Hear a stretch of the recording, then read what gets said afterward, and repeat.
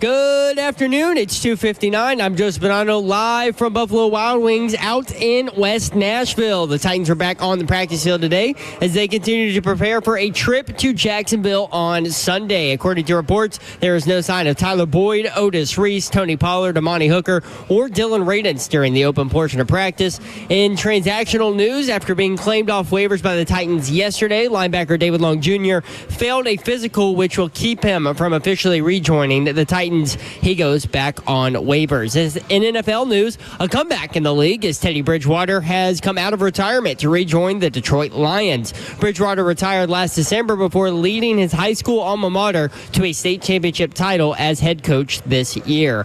In Vols news, 4 more players entered their name into the transfer portal, including quarterback Gaston Moore, defensive back Christian Harrison, tight end Holden Stays, and defensive lineman Jason Jenkins. That brings the total of outgoing transfers for Tennessee to 16. For all your foundation repair and waterproofing needs, you need to visit USSTN.com. Breaking news at once on your home for the Titans and Vols. This is 104.5 The Zone.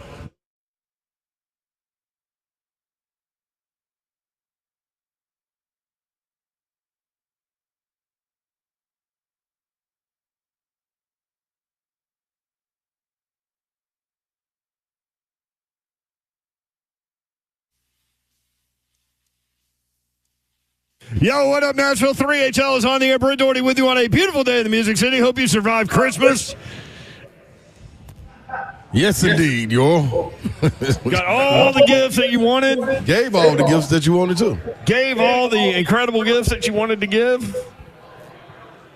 What percentage of people listening thought, man, I've got this thing down. I've got my special someone, this gift, and it's great. And then the reaction was not good. I think that's probably about 25%. 25%? Yeah, that's pretty high. About 25%, it was a letdown on Christmas. 25% letdown. Yep. So the good thing is the makeup, though. Yeah. The makeup for it, they'll bend over backwards, break their neck to go make up for it. So you got something good coming in the new year, people. So we were talking about this on, God, what day is today? Thursday? So Tuesday. By the way, Tuesday show, I told Slay, when I'm on my deathbed, I will remember the Christmas Eve 2024 3HL show. That was a good time. The time was too short, though. That show went by faster than any show we've ever done. So if you missed it, number one, go back when you get a chance, and, I mean, you're going to have a chance over the next week to, tear yourself away from family for a minute. But go back and watch the YouTube thing because about halfway through the show, Slay Dog decided that he was going to go produce the show and co-host the show and fire off all our clips and set them up and go to callers. Yes. Half of which were from out east. Yeah, there's a lot of out east callers, man. Shout out to out east, man. Listen to the show. East. So the other thing is, I'll never forget that show. That was incredible. That was so much fun, and I'm really sorry that Babs missed that. Man, she needed to be there for that one. Babs still on bowl assignment. She'll be back on Monday, so you can check her out there. But she'll be at the Pinstripe Bowl on the sideline coming up. Who's playing? Boston College and I forget. Boston College and darn. She said this like 100 times. I know, and Boston College was the one I couldn't remember, but now I do. Just because we know Bob was there. Yeah, Bill O'Brien. So she'll be back on Monday. So the reason that the Christmas Eve show happened, it was kind of a perfect storm that led us into this thing. And here's the beautiful thing. We haven't heard from management one way or the other about how that all went down. Yeah. But the problem was somebody was paying attention or somebody wasn't paying attention. So downstairs in our building has 2 stories. Downstairs is promotion, sales, suits, like the front office people. Mm-hmm. What'd you say, Zeph? Nothing. Nebraska, Boston College, Nebraska. Sammy was in my ear. I thought it was Zeph. Sammy is producing the show back at our studios on the world famous Music Row. But downstairs is sales, suits, promotions, all those people. Yeah. All of them were gone. Yeah. For good reason. Everybody at Christmas Eve. You have the day off. Upstairs, that's where all of our radio stations are. So 103.3, Titans Radio, 92Q, like everybody's up there. We were the only 3 people in the building. So I went walking around. I think it was around 4:20 maybe, 20. I went walking around. I noticed that we were the only 3 people in the building. Me, you, and Zeph. Just holding it down. And so Slay Dog's like, I'm going to go back there where Zeph works. Like, so inside the control room, we call it. And Slay Dog decided to produce the show. I did. And you learned quickly. Yes, I did. And a lot of it was Zeph telling you, do not hit this button, do not hit this button. Everything else, fair game. The problem is, though, when he says that, I want to know why we shouldn't hit that button. Yeah. I'm just trying to make sure you didn't just fire a break in the middle of the segment. I'll fire a break now. You did. You fired all the breaks in that 5 o'clock hour at the right times. Good job. Good job, Slay. And you picked up callers and you screened callers. I was on this, though. And I got him messing with the stream. I had him going in and out of breaks for the stream. So did. Oh, wow. I didn't even know that part. I'm a full-fledged producer out here. You are, man. Yeah, I ain't out here playing around. Had him playing music off the computer. There's 2 things with that, though. What? Now you've added that as a skill set on your resume. And I'm not sure that will pay you more money because you know how to produce a show. Yeah, but what about produce and co-host the show? That's what I'm saying. That's what you did, and it was amazing. Yeah, that's different. That's a different realm right there now. I'm telling you. So, I may just go in and produce one day. We were the only 3 people in the building. Sweet, so. Nobody else was there. None of our bosses were there, and so we had a good time. So if you heard it, you know exactly what I'm talking about, right. and you're nodding your head yes. Yep. That was great, and that was fun. I usually don't say we were great on any level because like that's subjective, and that's for you guys to decide, not us. But I'll go ahead and say that was great. I will tell you this, though. What Zeph does, Zeph makes it sound easy, but it's very, very hard. There's a lot going on. There's a lot going on. I always say you're spinning plates. The preview button, the on button, make sure you turn it off. Like, I would forget to turn something off. Yeah. It's a guarantee.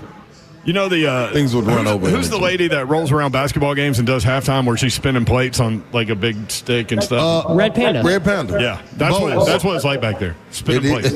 It is. Then you got to catch the plates, and then I was asking Zeph, like, dude, like, does the show always fly by this fast? You kept saying it was going fast, and it was going fast. It was amazing, man. And Zeph, what was your answer to that? Sometimes it does, sometimes it doesn't. If there's, you see, because you were hosting and pressing the buttons, you had like 2 jobs to do back there. Yep. So for you, like you were constantly doing something, even during the breaks. Like sometimes for me, like if it's like a slow day, like especially in the summer, when there's not a lot of stuff going on, and I'm just sitting there listening, it can kind of go slower. Those for me. are some of my favorite shows, though. The summer shows. Oh, them did, yeah. It turns into a talk show then. Where we get creative. Like right now, like. The topics are out there, and you just reach up and grab them and then talk about them. Yeah. But in the summer, like, you got to get to choose, and I choose, like, really weird things sometimes, and you do, too. So that's what happens. By the way, Brett Doherty, Ron Slay with you. Zeph is here. Eggy Bop is here with a fresh cut. Kirby's here. Fresh hot lemon pepper wings coming out the oven. With his Ohio State jacket, and he's ready to go. Thank you, sir. And we are at Buffalo Wild Wings, Nashville West, and there are only 2 more of these shows, today and next week. And next week we're in Gallatin, and then that does it. So if you want to come by, we would love to see you. Join us today, Buffalo Wild Wings, West Nashville, at Nashville West on Charlotte. Stop by for your chance to win Titans tickets and other prizes each hour, thanks to Miller Lite at Buffalo Wild Wings, plus $5 Miller Lite draft beers. Come by and see us. Titans-Jags coming up this weekend. Lots of Titans news. Remember that last Titans-Jags game? It was something. Yes, it was. 10-6. That was a doozy, is what they call it. What a doozy. I haven't heard that phrase in a long time. Yeah, we ain't seen a 10-6 game since the 70s or the 60s, too. So, I mean, Kirby got his Buckeye jacket on. I know. I just said that. Kirby. You just saw it. He just tipped his cap to you. He tried to give us Buckeyes, chocolate and peanut butter. One of us took them. One of us took one of us didn't. I will not do anything associated with the Buckeyes for at least a year.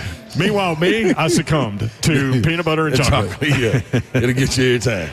All right, we've got a lot going on. What about that is his? What about when Jelly Roll called Buck Rising today? Dude, I missed that, Jelly. What are you doing, dog? You calling into the Buck Rising show? What brought that about? I need to know this. Jelly, you already know one of your biggest fans in the history of this fandom for you, man, is Ron Slay. That's my guy. And Jelly Roll came by and did our show from First Horizon Park with the Nashville Sounds one day and was phenomenal. I mean, phenomenal. And then you played in his little celebrity softball game. Yeah, that was a good time right there, too. I shouldn't say little softball game. I mean, that was a massive event. No, it sure was. It sure was. How did you do that day? I don't remember. I managed. Managed to do what? Drink. Okay.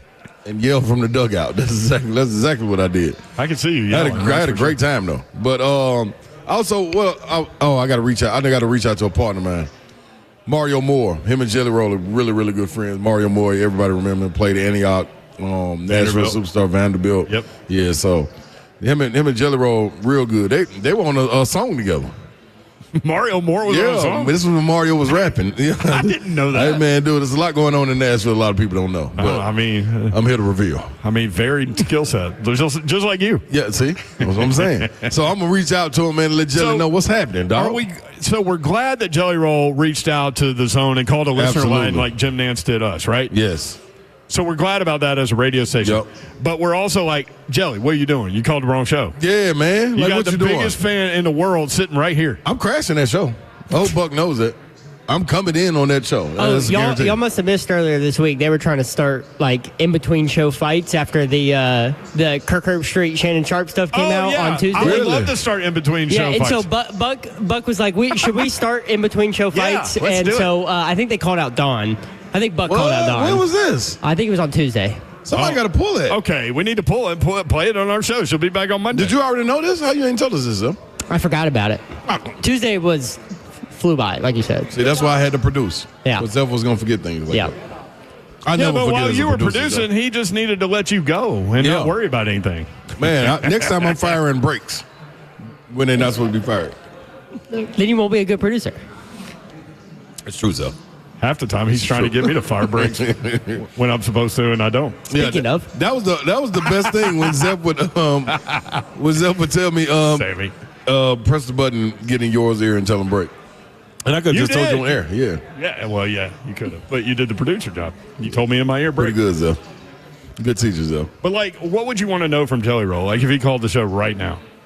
I think Jelly Roll just has a lot of conversation for people anyway. So I would just let him free reign. We talk about everything. Everything. Yeah, everything. I mean, that's kind of how we do things anyway. Yeah. I want to know one thing for sure. We actually call them conversations, not interviews. Yeah. The state of where Nashville is right now.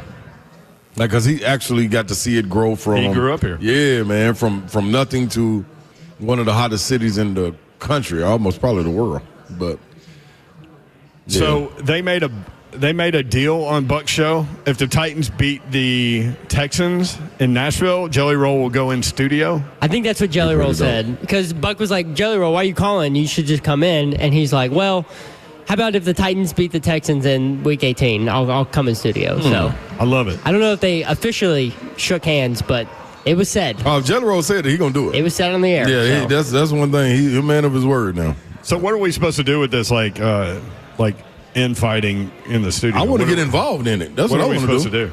I just need to know who we going after. Right. I didn't know anything about it. Well, I guess we just need to pick a show and just start an argument with them. But is that how it works? I think so. That's what that's what Shannon Sharp did with Kirk Herbstreit. No, that was a little different though. That was real. That was real life. Okay, That's still going on. Let's make it real. Let's make it real. I just need to know what was said about my teammate Don Davenport. I think they just said. I think Buck was like, well, who should we go after? And then Jackson had brought up how he had gone after Don. Like, he had poked fun at Don, and then Don would poke fun back at him. And he's like, all right, so we start beef with 3HL? And that was it. I think that was it. Somebody said, well, it looks like Jelly Roll ain't coming in the studio. Well, they might pull it out, DHB. I heard Zach say, and I was glad he did because I didn't know this. The Texans are locked into the 4th slot. Yeah. So they literally can play no one if they want to, like the back end of their roster. So the Titans could win that game. Man. All right, more when we come back. Again, we're at Buffalo Wild Wings West Nashville at Nashville West. In the 45 segments, we've got giveaways. We've got Titans items, Kroger gift cards, Titans-Texans tickets. Wash away toast. And the wash away toast is coming up at 4:20. Yeah, this is going to be a different one. All right, Titans football and did y'all see what the Ravens did to the Texans last night? Man, Lamar Jackson. We'll talk about it. 3HL 104.5 The Zone.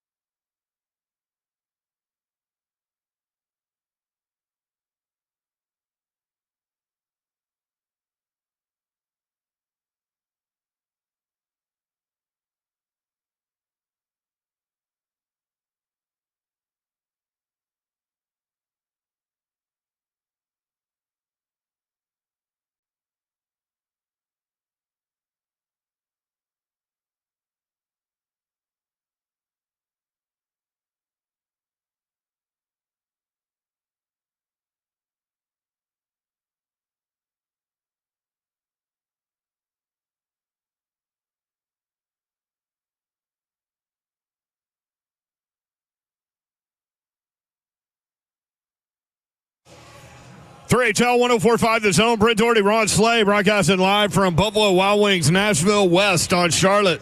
We'd love to see you out here. We've got all kinds of giveaways for you during the course of today's show. We've got the Ron Slay Miller Lite Wash Away Toast coming up at 4:45. Everyone in attendance in the bar area will get a free Miller Lite draft beer. Miller Lite draft beers today, $5. So come on in and see us. You're probably tired of your family anyway, so get on down here. A great opportunity to get away. How are the wings And today? a great cup. Man, hey, man, listen. Buffalo Wild Wings. Dog, y'all always come with it. But today, dude, I went crispy, and I ain't want them extra crispy where you got to be chewing on and it's all chewy. Dog, this right here, the best wings I've had from Buffalo Wild Wings. Wow. I mean, they came with it, dog. So I appreciate that. I appreciate that. Everybody can't deliver. Everybody can't deliver. And it depends on who's back there cooking at times. Whoever's back there cooking is showing out. I'm just saying. They know what they're doing. So sometimes you'll go just regular here. Can I get wings? Sometimes you'll go, hey, can I get the extra crispy? Yeah. Now you went in between. Right. And they were able to do that. That's hard to do sometimes. Hey, man, they on point with it. And let me just say, man, they ought to go play the lottery. Because if they hit the lottery, what is it, $999 million? It's a billion, Is that what really. it is right now? Probably $1 billion. $1 billion. Dog, I need in on that. You would like to win $1 billion? I just need a little bit of it. We can split it up, and it ain't got to be the whole bill, and just give me a couple million, man. Well, the government, she take a bite. Oh no, don't get there. So then you'll get a little bit. Yeah, that ain't fair. Half a billion. I'd rather let me give mine away then. I would give a lot of it away. I'm with that. Right? Find the right things to do. Yep. My first thing was make some things happen. Davidson County public school teachers. Pay them immediately. Man, pay them immediately. First of all, I was one of those kids, so I know what you got to put up with. That's all I'm saying. So I was too. Yeah, man. Get them some more bread, dog. First responders. First responders will be a good one. Get active in the homeless community. Yeah, go and just build them a couple of shelters around here. You know what I mean? Some nice ones in there. Like a high-rise shelter. No, they don't need to go up.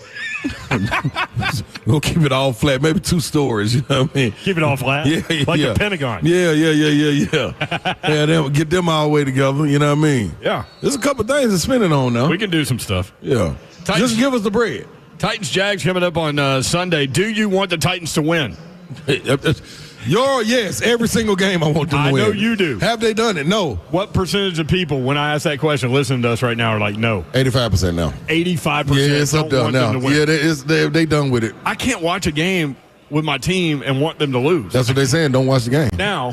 That's probably what they tell me. Well, I'm going to watch the game. I am too. And probably multiple times, unfortunately.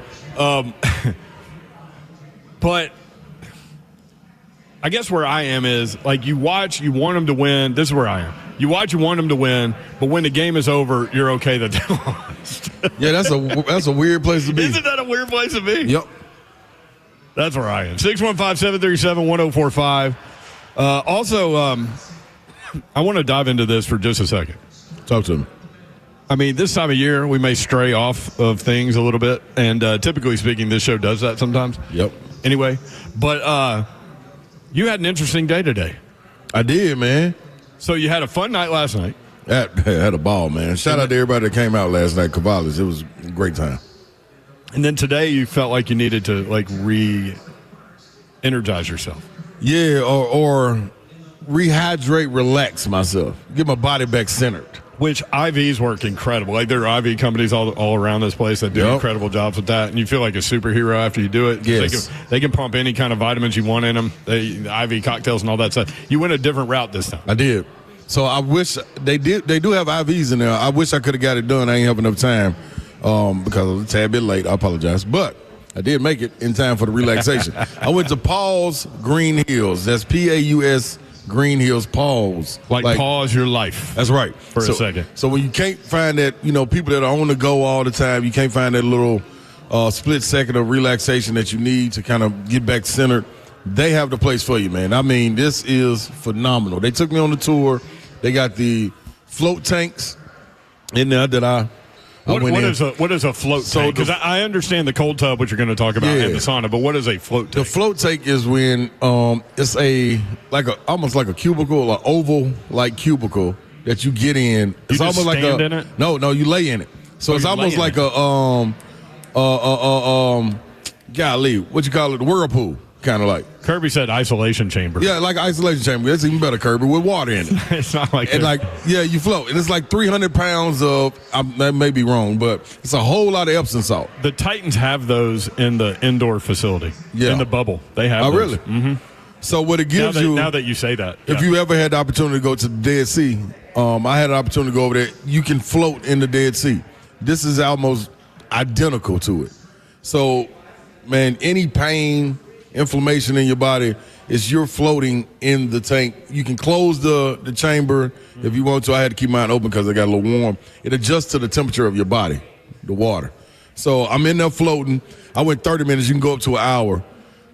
And man, they got a little donut like you put on your head, and you can, if you don't trust it yet, you can put that right there and it helps you float. But it's amazing, dog. I got out feeling so relaxed.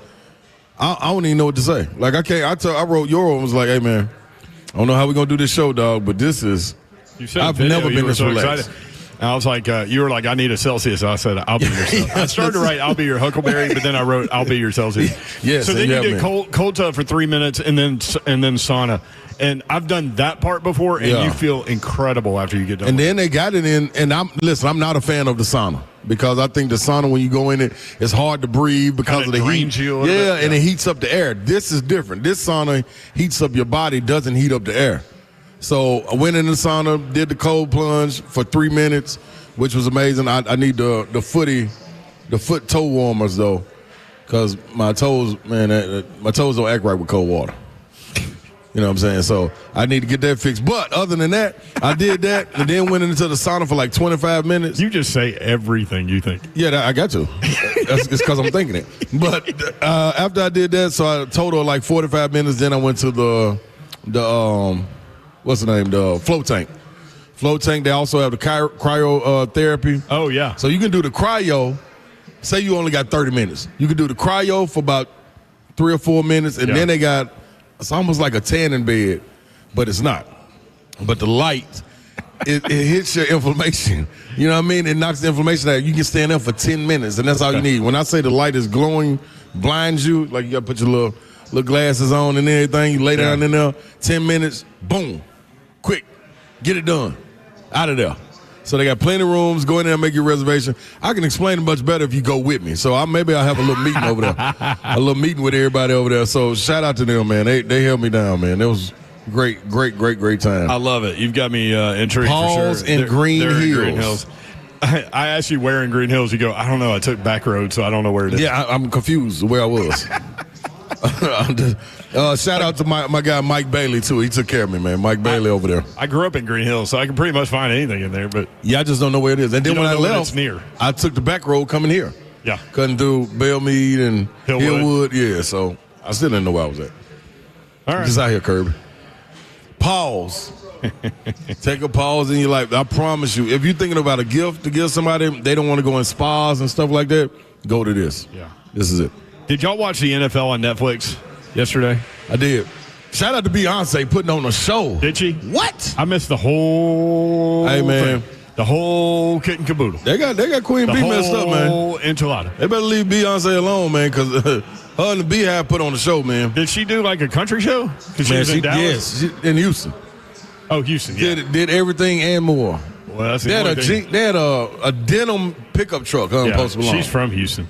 So that's the only thing good that happened to Houston yesterday. Yeah, she stole the show. That's what it was. Merry Christmas, Queen Bee. Mm-hmm. So no glitches like in the Mike Tyson fight. Now, mine was cool. By the time I forgot the first in Kansas City, I didn't even watch that one. I was waiting for Lamar. Kansas City rolled. It was fun. Yeah. We stopped by our neighbor's house to say Merry Christmas, and they could not get the game up at all. Okay. Streaming problem. Yeah, but we had it on at our house, and it was perfectly fine. Both games all day. So I guess some people had some issues, some people didn't. Wow. Interesting. 615-737-1045. I missed it all. The Ravens hammered the Texans. Baltimore ran the ball for 251 yards in the 31-2 win. Lamar Jackson. Man, this guy set the record for most yards rushing by a quarterback for a career, and he's not close to done. With 6,110 yards in his career. On his long touchdown run, Next Gen Stats had Lamar Jackson at 21.25 miles per hour, the fastest run of his career. Rolling. Jackson, when told about that, said, "For real? I was jogging. I didn't have to do anything." It didn't. It looked like he was glad. And he was looking back at the defender like, "Come on, man. Why don't you stop so I can slow down? Like, I don't have to run this fast." Man, that dude, that's special, man. Do you remember 2 years ago when he was getting shot, or maybe not getting shopped, but there were some. What? I really thought you said he got shot. No, shocked. Wait a minute. With a P. Remember when Lamar Jackson was getting shot? Yeah, like what? Do you remember when teams were considering trying to sign him when he got franchise tagged, and teams had a chance to offer him, and all those teams were like, "No, we're good." Mm-hmm. Yeah. I bet you they're still good. Yeah, he ought to be the MVP. I think Atlanta was one of those teams. Yep. Lamar Jackson, 10 of 15, 168 yards, 2 touchdowns, no interceptions, 4 carries, 87 yards, had the 48-yard touchdown run. So on the season, Lamar Jackson, 68% completion percentage at 67.9. It's the best of his career. He's got one more game if they play him. 3,955 passing yards, which is the most in his career. 39 touchdowns and 4 interceptions, y'all. That's stupid. 39 touchdowns, 4 interceptions. The 39 touchdown passes are the most in his career. He's got 852 rush yards, 4 touchdowns there. So the rush yards are third most in his career. The touchdowns are fourth most in his career. Now we go to Derrick Henry. And real quick before you leave that, Lamar Jackson, I know 3 of those interceptions were not on him. It was actually the ball being caught and then dropped or popped up by the receiver. It's crazy. So really just 1 interception. That's nuts, man. I don't even know what to do with it. He's the MVP again, right? He got to be, and it'll dog. be his third. Yeah. Yep. Is this the year they break through and win the Super Bowl? I said at the beginning of the year, I was rolling with Buffalo and Kansas City. If they were able to figure out the dynamic between him and Derrick Henry, who you were about to hit on, I thought they could be the ones to get the and it took them a minute. Yeah. But boy, they got it going. There's no doubt about it. So Blaine made a good point on cover 2. He said those 3 guys, Lamar Jackson, Patrick Mahomes, and Josh Allen. Basically, it comes down to whenever they play each other, who has the ball last, right? Every time. So it's really hard to distinguish between those 3 quarterbacks unless somebody has the ball last, and then they get the win. That's right. We've seen it play out. I just, throw Detroit in the mix from the NFC, but, is this the year that Baltimore, maybe Philly, that Baltimore gets it done? I'm leaning to him. Yeah. I'm leaning to him. Derrick Henry last night, 27 carries, 147 yards, and a touchdown. So Derrick Henry on the season. 305 carries. Remember, there's one game to go. Right. 305 carries, third most of his career. Wow. 1,783 yards, second most in his career, behind the 2,027-yard season in 2020. And 14 touchdowns, third most in his career. His yards per carry average, Derrick Henry, 5.8 yards per carry, best number of his career. How about that? So imagine this. So to all the people, including me, that thought he had lost a step. Yeah. Give him an offensive line that blocks and give him a hole. See what he can do. We're seeing what he can do. And give him a quarterback who also takes the spotlight off him as well.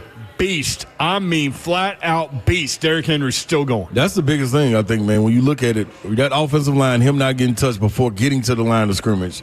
The second part is what you have in Lamar Jackson. The play action, the threat of being able to put the ball in his belly and then be able to pull it out. It freezes everybody, safeties, linebackers. I don't think he's played like that. I don't even think he played like that in high school or college. With freeze tag back in the day? Yeah, to have that much freedom to think that, okay, the linebackers are not going to take a step forward until they know I got the ball. By the time they do that, I'm at the line of scrimmage, and now I got a full head of steam coming. And you see this, man. Imagine if he did that for the entirety of his career in the pros. That's tough to think about, man. I mean, he's a Hall of Famer. No question. I think that's solidified at this time. Yeah. And then ain't no slowing. He cut his hair off. So like Eggy Bob. Yeah. And then Bob both cut the hair off. So Bob, you gonna run like King Henry now? I was gonna say that's where the similarities die. Oh, right there, just right there. Yeah, between the King and the Bob. King and the Bob. King and the Duck. I like it. Now, Derrick Henry, man, he is that dude still, man. But that offensive line shows and that threat of Lamar Jackson. And I hate the Ravens so much. Like, I would love to see Derrick Henry get a Super Bowl just for his career resume, but I hate the Ravens so bad. And it's still with a tight end, and it's still predicated on the tight end. Mark Andrews, he started slow. Isaiah Likely came along, but now, dude, they're putting it all together, man. 615-737-1045, Buffalo Wild Wings, Nashville West. That is where we are. We'll be here until 6 o'clock, giving away things, which we'll do in the next segment. The Chiefs took out the Steelers 29-10. Still hard to bet against Mahomes, though, isn't it? In playoffs. Because they're terrible. They never cover, but they covered in this game. They're not a good team. They win, but they don't cover. But they win. They know how to win. They figure out how to win. Every single time. And you watch them, and you're like, how is this team 15-1? It pays to have a quarterback, don't it, man? No, and Xavier Worthy just starting to just in time for the play. Yep. I mean, they've got weapons now. They're trying to win their third straight Super Bowl. It's never been done. That's nuts. Mahomes, 29-38, 320, 3 touchdowns, no interceptions. Kansas City at Denver next weekend. Yeah. That's what's coming up. That's what's up. And that's a rivalry game, too. Oh, big time. Question for you. 15-1. Question for you. Talk to me. As we go to the break. Would you start Mason Rudolph or Will Levis at quarterback on Sunday in Jacksonville? We know that Mason Rudolph is going to get the start. Our question, would you start Mason Rudolph or Will Levis? Titans a 1.5-point underdog in Jacksonville. This line has gone back and forth. Titans were favored by 1 yesterday. Jacksonville favored by 1.5 today. And it depends on what site you go to also. Like there's a lot of variance in this number. Speaking of that, 420 today, Todd Furman. Couldn't join us yesterday because we didn't do a show. We were off for Christmas. That's right. And he will join us today at 420. 520, Big Savagery, Ramon Foster, every Thursday at 520. The Big Ragu jumps in the mix, a Thursday staple on 3HL. We've got giveaways coming up, including when we come back. So if you are here in Buffalo Wild Wings, make sure you get your name in the box with Ecky Bob. And you'll have a chance to win Titans-Texans tickets when we come back. And we're also going to give away a $50 Kroger gift card when we come back. So that's what's up. Would you start Mason Rudolph or Will Levis at quarterback on Sunday in Jacksonville? 615-737-1045. 3HL live from Buffalo Wild Wings in West Nashville and Nashville West on Charlotte. Be here. We'll be here until 6, 1045 The Zone.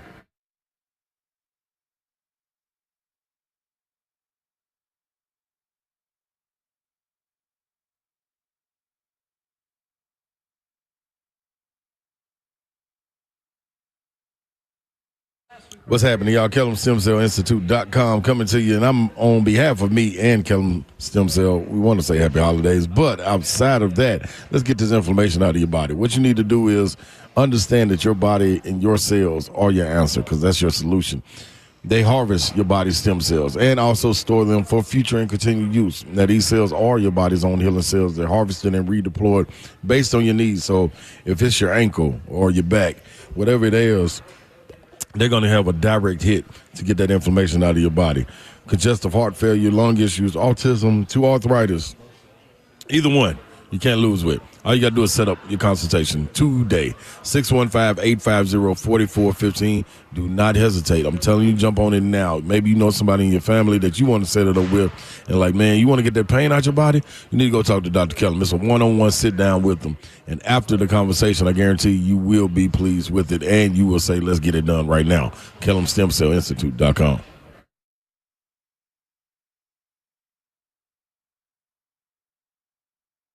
I love living in Middle Tennessee. We've got great restaurants, entertainment, sports, and one of the nation's top Ford dealers right here in our backyard. Two Rivers Ford. Remember that name. Two Rivers has been a staple in our community since 1983. They're locally owned. They have a non-commissioned sales team, and they sell below MSRP. They've been doing business with integrity for decades. Two Rivers Ford, the South's most trusted Ford dealer.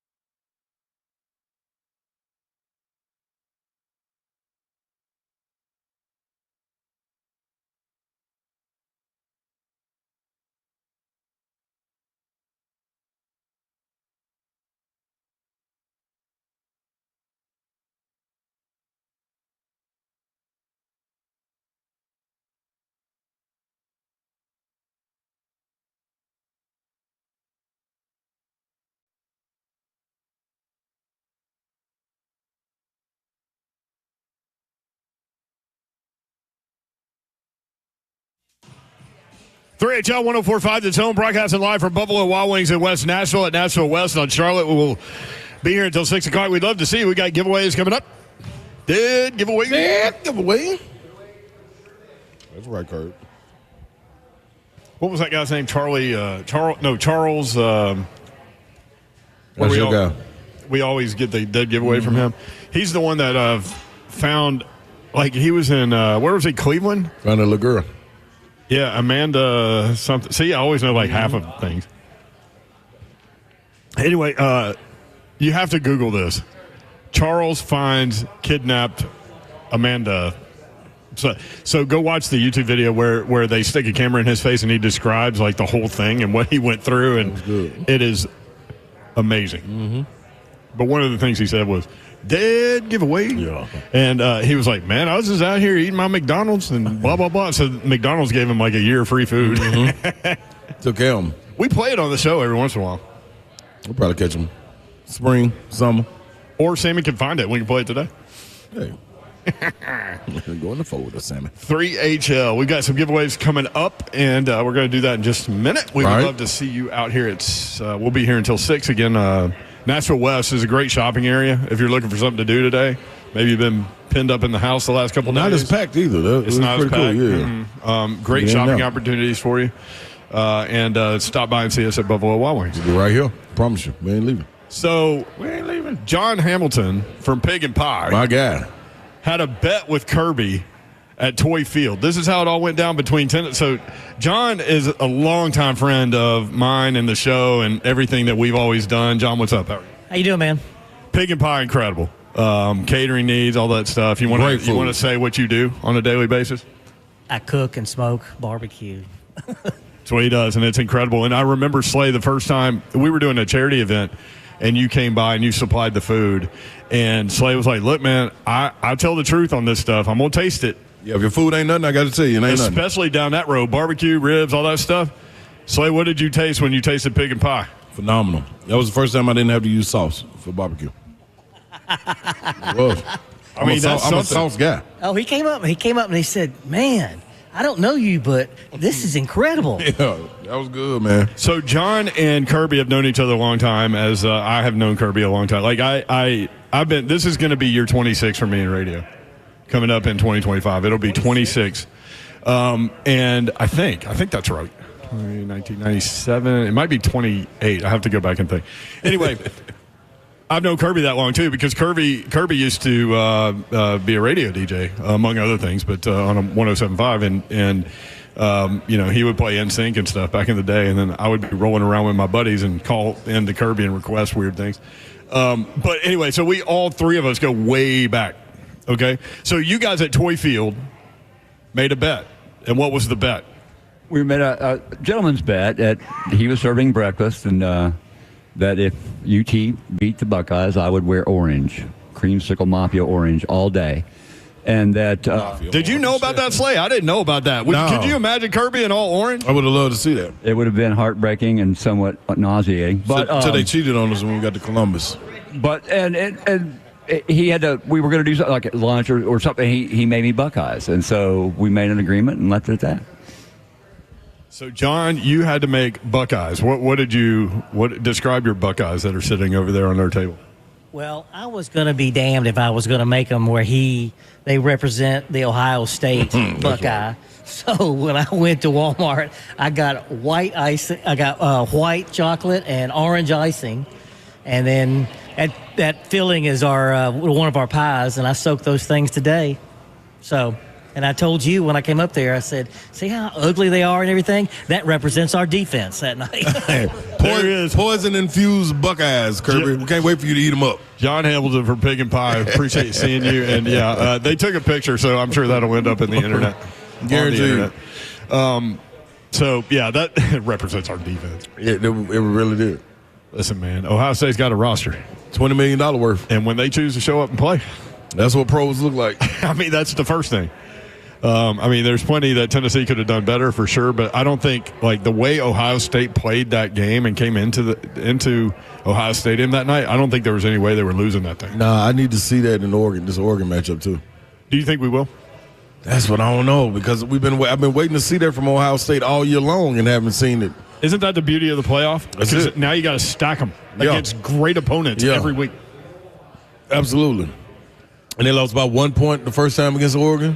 So, see if the adjustments are made again. Chip Kelly made the adjustments. Yeah, he made the adjustments this time, man. Like, he had them guys ready, locked, and loaded. The offensive scheme, man, getting the ball out, the eye candy in the backfield before snapping the ball, all of it was freezing defenders in the freezing cold. They can't go away from that. Like, if they go away from that, if they go away from that and they don't do what they did, they should lose his job. Oh, yeah, for sure. Well, I think the outliers in the Michigan game, because they played that way against Oregon the first time, up and down the field and all that, for whatever reason, their backside gets tight in that Michigan thing. Yeah. And that comes straight from the head coach, man. I just don't understand why they go away from what makes them great in the most important game of their season. Yeah. Like, forget the playoffs, forget everything up until that. That Michigan game is ride or die for them, for both sides. Yep. And you go away from what makes you great and what has made you great all season, and you just throw it away. Like, I don't understand. They tried to run through the triangle, the A-gaps against Michigan. They were just like, hey, man, we're going to out-physical you today. You know what? No, you're not. Like, if you want to play this way, this is how we want to play this way. Yeah. And they lost 5 games. Yep. The Ohio State-Michigan thing blows my mind. But that is the outlier. That's why they're favored against Oregon. Out of the top 4 seeds, only Georgia is favored. The 2 seed. That's crazy. Georgia favored by 2 against Notre Dame with a freshman quarterback who's never started. Yep. Kirby, you get the benefit of the doubt for sure. Everywhere else, the top seed is the underdog. Ohio State, the 8 seed against 1 seed Oregon. Ohio State favored by 2.5. Texas, the 5 seed, favored over Arizona State, the 4 seed, by 13.5. Mm-hmm. And 6 seed Penn State favored over 3 seed Boise State by 11. So the way these games go down, if you haven't looked, New Year's Eve is the one game, New Year's Eve night, Penn State and Boise State, 6:30 on ESPN. Then the next 3 games are on New Year's Day. Texas, Arizona State at noon, Ohio State, Oregon at 4, Notre Dame and Georgia at 7:45. So that's what's coming up. Todd Furman will break down all of these games from a sports gambling perspective at 4:20, so stay tuned for that. Now it is time for giveaways. Giveaways presented by Zeph and delivered by Zeph right here at Buffalo Wild Wings. Thanks to our friends at Buffalo Wild Wings, Miller Lite, and 104.5 The Zone. Zeph, let's do the $50 Kroger gift card. That will go to Tyranny Jones. Hey, Tyranny. You just won something, Tyranny. Tyranny Jones. Tyranny don't Jones. rush up. Don't rush. We'll find Tyranny. Titans-Texans tickets. There we go. Tyranny like, well, me? Oh, there's Tyranny. Mm-hmm. A pair of, what a great name, too, Tyranny. Mm-hmm. Titans-Texans tickets. A pair of Titans-Texans tickets. And we'll give away a pair of Titans-Texans tickets each hour. Who is the first winner today? Barlitha Weaver. You're going to have to hit that again. Yeah, one more time for me. Barlitha Weaver. I'm a guess that this is not pronounced that way. I'm gonna come bring it to you. It ain't about bringing it to me. It's just is it pronounced that way? Yeah, help me out. I'll take all help here. Okay. What you got, Slay? Barlitha Weaver. Okay. All right, we'll find Barlitha Weaver. Titans-Texans tickets. In the 4:45 segment, the Miller Lite Ron Slay Wash Away Toast. We'll also have more giveaways. Titans-Texans tickets and an extra large Titans Dry Fit T-shirt and a $50 Kroger gift card. All of that coming up at 4:45. We come back, more of your phone calls again. What would you do if you were the Titans? Would you start Mason Rudolph or Will Levis on Sunday? I can actually flip a coin. Because they're starting Mason Rudolph. I would flip a coin. We'll talk about it and I'll let next. them call it. We'll talk about it next. Let them call it.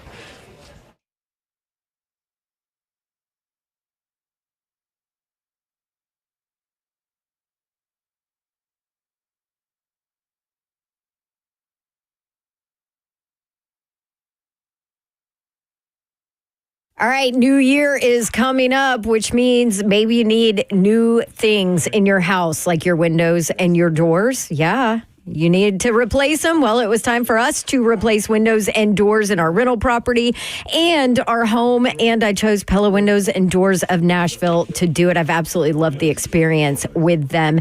And you might be surprised to learn how affordable replacement windows are from Pella if you tell them about the Dawn deal. 50% off qualifying installations and no money down, no interest, no payments for 12 full months. They can take care of you.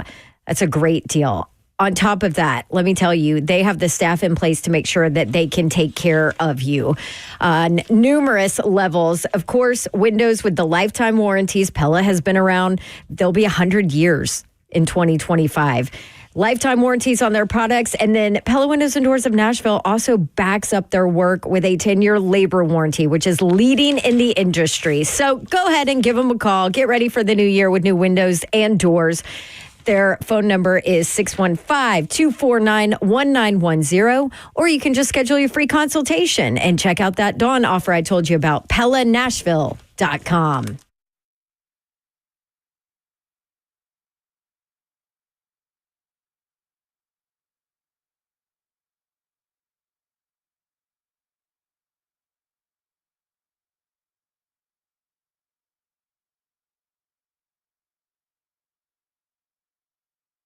Hello, I'm Ashley Northington, Chair of Moving Forward of Middle Tennessee.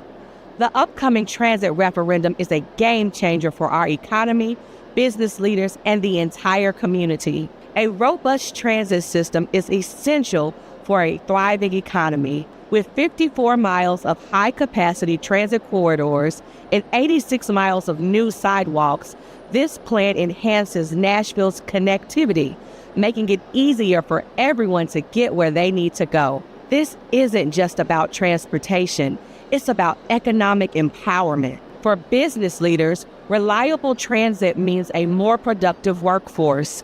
Shorter commutes boost productivity and job satisfaction, helping businesses attract and retain top talent. Improved transit also drives sales and supports local economies by making it easier for customers to reach businesses. The benefits extend to the entire community, connecting people to essential services, education, and recreation. This creates a more inclusive city where everyone can access the resources they need to thrive. Supporting the Choose How You Move transit referendum is an investment in our future. This is about creating a city where businesses can flourish, residents can thrive, and the community enjoys a higher quality of life. Join me in backing this transformative opportunity. Let's build a Nashville where everyone has the opportunity to succeed and to prosper. Visit the link in the caption to learn more about the referendum, how it will support our community, and how you can get involved. Thank you.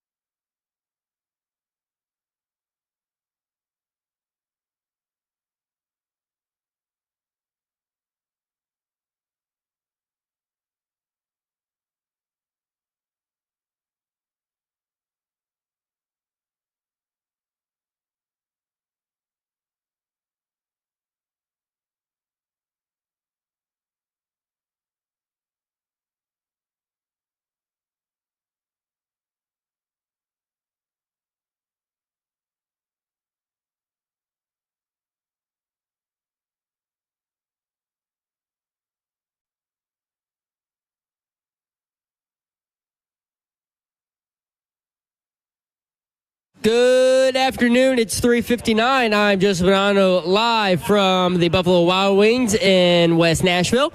The Titans are back on the practice field today as they continue to prepare for a trip to Jacksonville on Sunday. The injury report is out. No Tyler Boyd, Otis Reese, Tony Pollard, Amani Hooker, Dylan Radins, or Nick Folk at practice today. In transaction news, after being claimed off waivers by the Titans yesterday, linebacker David Long Jr. failed his physical, which will keep him from officially rejoining the Tennessee Titans. In NFL news, Cowboys star wide receiver CeeDee Lamb is out for the rest of the season with a shoulder injury.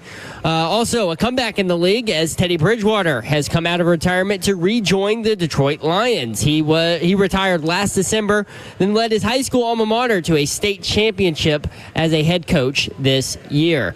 In Vols news, former players entered the transfer portal today. Quarterback Gaston Moore, defensive back Christian Harrison, tight end Holden Stays, and defensive lineman Jason Jenkins. That brings the grand total outgoing transfers so far to 16. For our foundation repair and whatever needs, you need to visit USSTN.com. Bring news at once on your home for the Titans and Vols. This is 104.5 The Zone.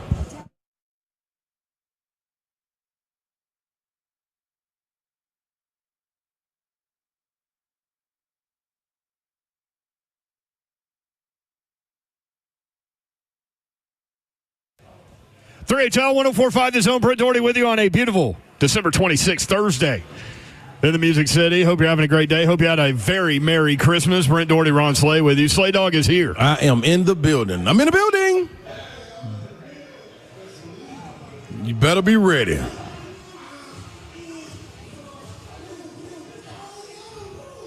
It's been a minute, man, since the cars had a roof. But it is somehow found a way to be back home. Didn't need a roof yesterday, man. It was like 65 degrees out there. Wasn't that crazy? That was awesome. That was pretty dope. It was. Christmas warm day. Christmas warm day. Join us today at Buffalo Wild Wings in West Nashville at Nashville West. Stop by for your chance to win Titans tickets and other prizes each hour thanks to Miller Lite, Buffalo Wild Wings, plus $5 Miller Lite draft beers. I see Orange in the group of people amongst us. Despite the loss to Ohio State. We're still hanging on, man. People love to hate on the Vols that aren't Vols fans. Like, we ain't going anywhere as a fan base. No, we will. That is a complete misconception. Listen, this is the thing. And we ain't going to stop talking. No, and all the Titans fans can sympathize with this because they ask why you so crazy. Because, one, that's all we know. Two, understanding when you go through these dog times, man, like the Titans are going through, when you finally start winning, that's going to make you go crazy. So that's what we are as a fan base. Yeah. That's right. I see a lot of Titan gear in the crowd today. Do you want to do a 1, 2, 3? What's that? 1, 2, 3, go Titans.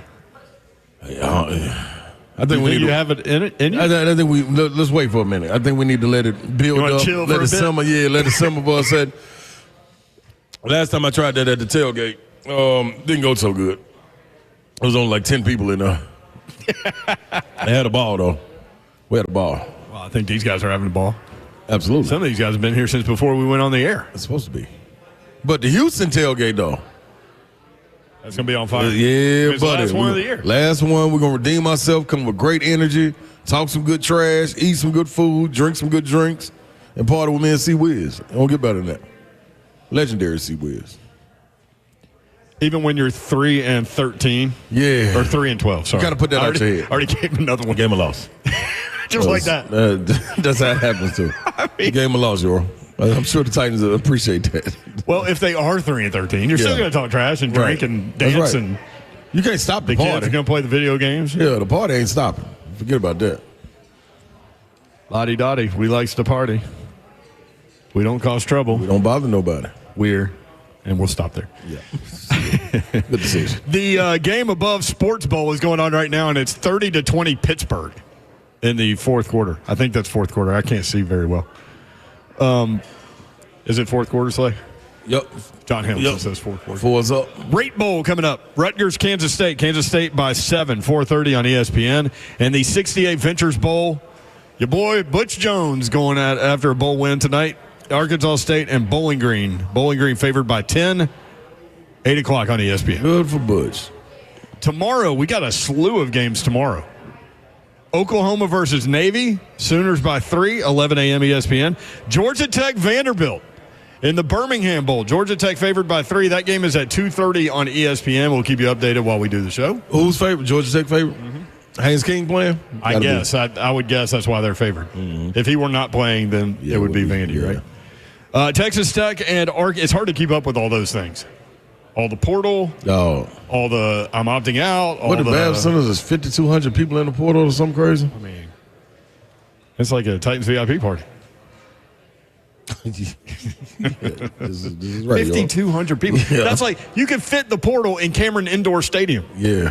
And let them watch a game. So that's what they're going to be doing. A lot of them, too. Watching games? Yep. Instead of playing on no team, yeah.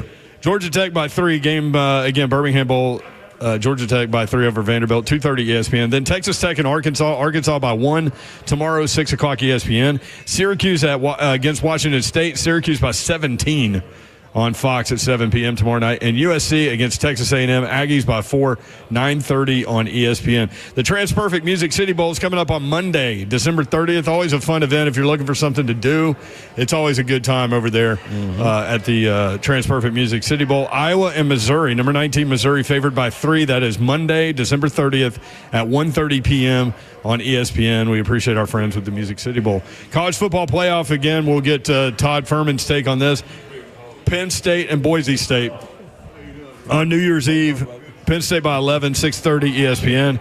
And then Wednesday, January 1st, Texas and Arizona State. Texas by 13.5 at noon.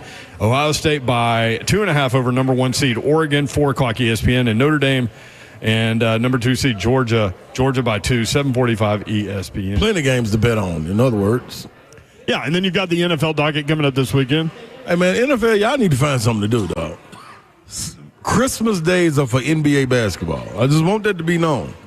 And there was some good games yesterday, man. You said that when the story came out that the NFL was going to put 2 games on Christmas Day. You were like, man, that's the NBA day. Yeah, they just out here meddling, man. Meddling worse than stealing, dog. Because that's kind of where the NBA used, like, diehard NBA fans all in all the time. Yeah. But a lot of people start watching the NBA on Christmas Day with that schedule. That's when it cranks up. You get an overload of superstars. Yeah. With big Wemby and them played well against the Knicks. Wasn't able to pull it out, but Ant-Man delivered with the Timberwolves. Like, there's some good games out there. Kyrie was balling. Like, come on, man. Leave Christmas Day alone, Roger Goodell. The NFL just wants to dominate everything in every way. Silly. And he went over there to Netflix. Like, what are you going to Netflix for? Why are you going to Netflix? Money? Yeah, that's stupid, man. Money is stupid. What's up, dog? MTSU? You could easily wear a Tennessee shirt, Bo.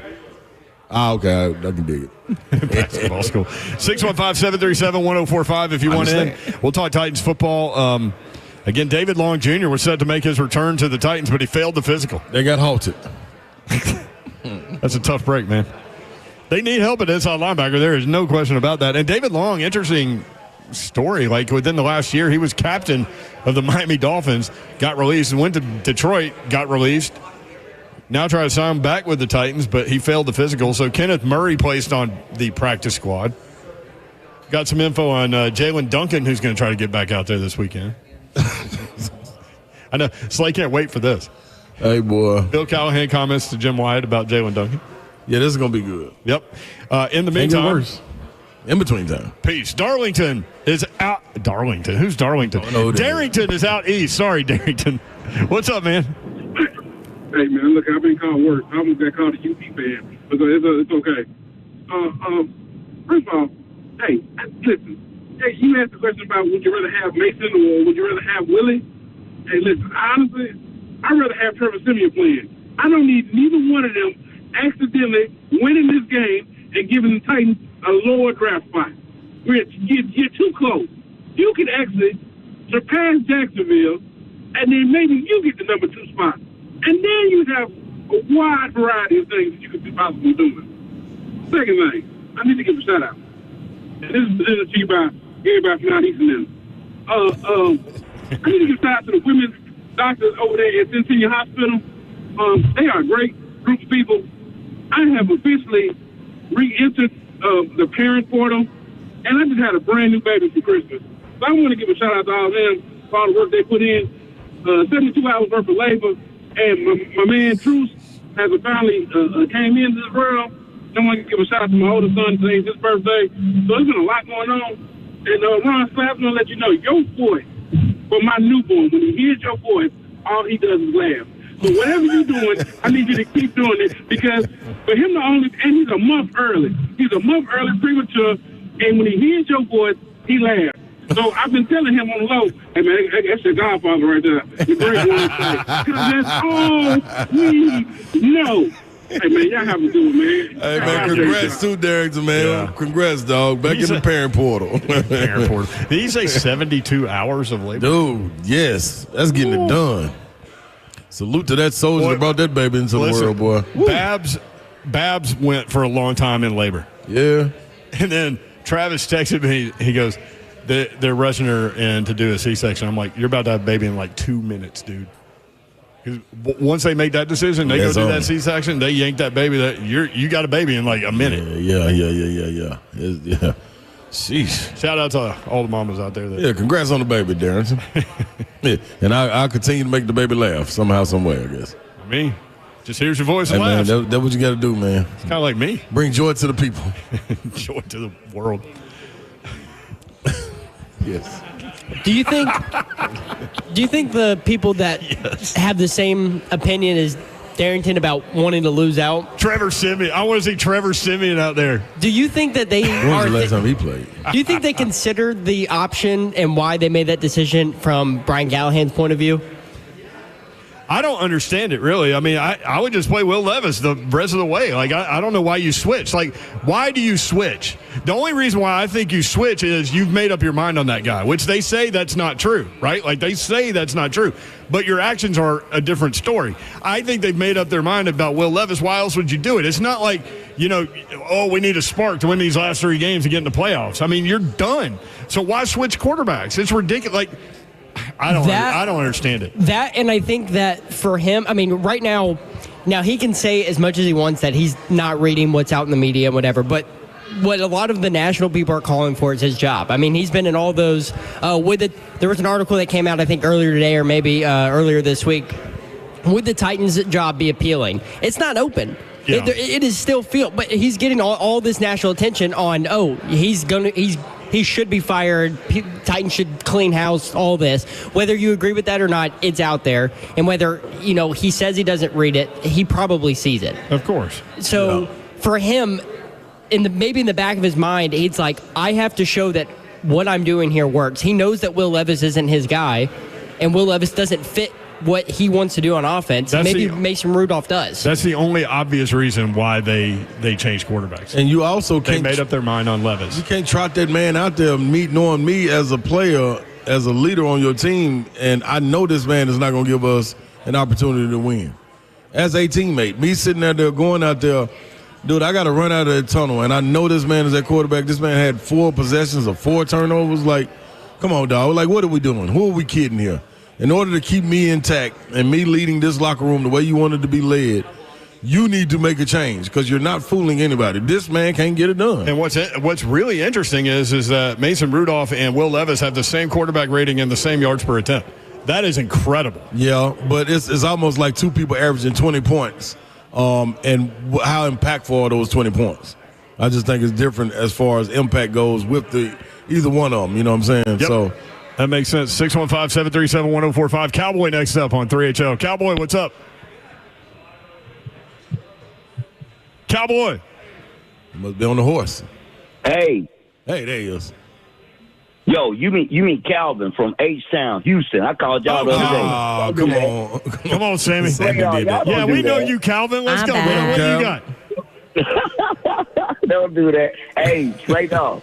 Hey, bro, what's your favorite flavor over here at Buffalo Wild Wings? I got one over here in Houston. I'm gonna try it out. What you got for me? Man, I went with the lemon pepper, the dry rub, and I usually go Asian zing. Yeah, that Asian zing, and I get the lemon pepper dry rub on the side. So I dip it in there before I hit the wrench. Yeah, give you a little sweet, little sour like taste on it, man. Some cold blooded right there. Oh, that sound cold. I might take my son, man. I'm gonna go get that. I'm gonna try that. Yeah, tell them extra crispy too. Don't burn it, but extra crispy. All right, man. Hey, Brent, what about you? What you like, man? Slay got me into Asian Zing, man. I usually get like Asian Zing and then honey barbecue and half and half.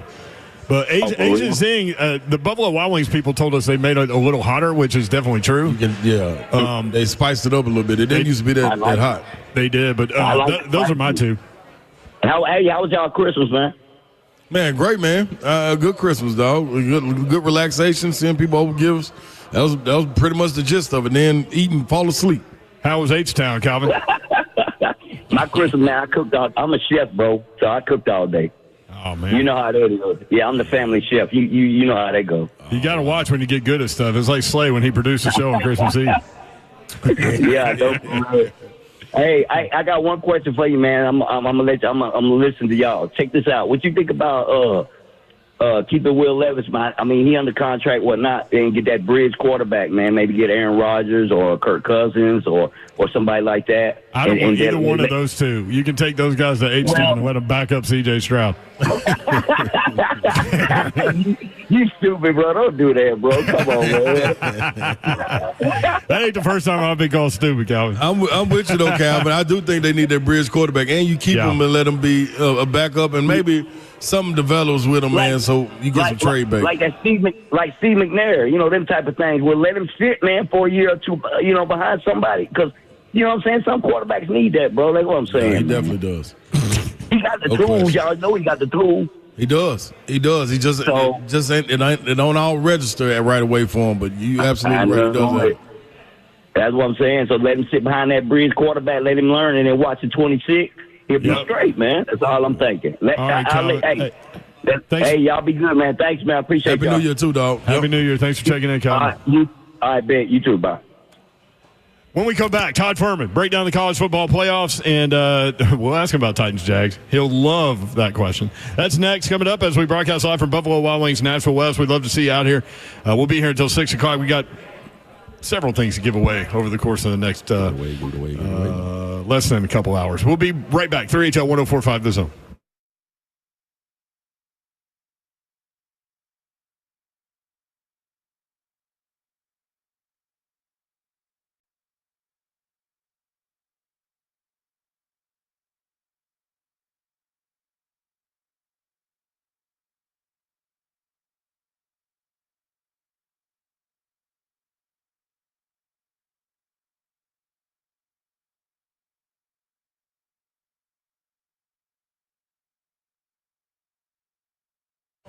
It is football time. It is scoreboard time. Where are you catching the playoffs, bowl games, pro football action? Scoreboard Opry is where you need to be. Scoreboard Opry near Opry Mills Mall in Donaldson.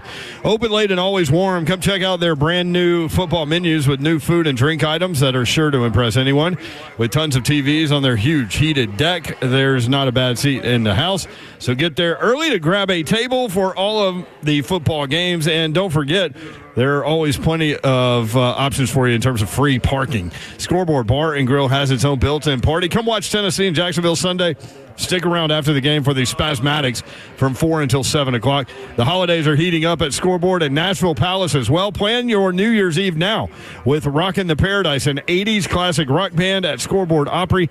And Nashville Palace will have the Spasmatics on stage, both rocking you into 2025. Tickets are selling fast, so hurry and follow Scoreboard on their socials for New Year's Eve ticket details and more. Scoreboard and Nashville Palace, the place to party this holiday season.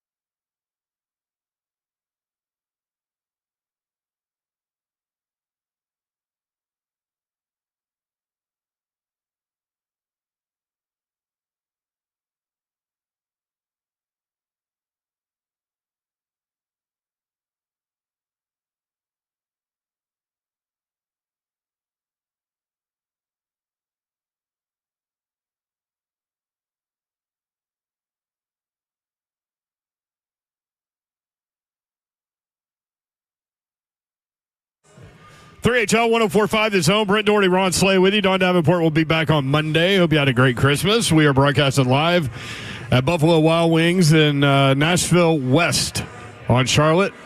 Room is filling up. The Ron Slay Wash Away Toast presented by Miller Lite coming up at 4:45. He may wash away the whole damn year. I don't know. We'll see. It's always a great time out here. And if you are here for the Wash Away Toast, you get a free Miller Lite draft beer. And we'll do that in the 4:45 segment. We've got football to talk about. Let's do it. Todd Furman, our guy in Vegas. Todd, what's up, man? How are you? I am doing well, and no one should ever say no to free beer. So that's a hell of a promotion you guys are putting together there. And Brent, normally we kick this off when we do these segments on Wednesdays, and I love to bust Slay's chops, but I'm not going to do that here.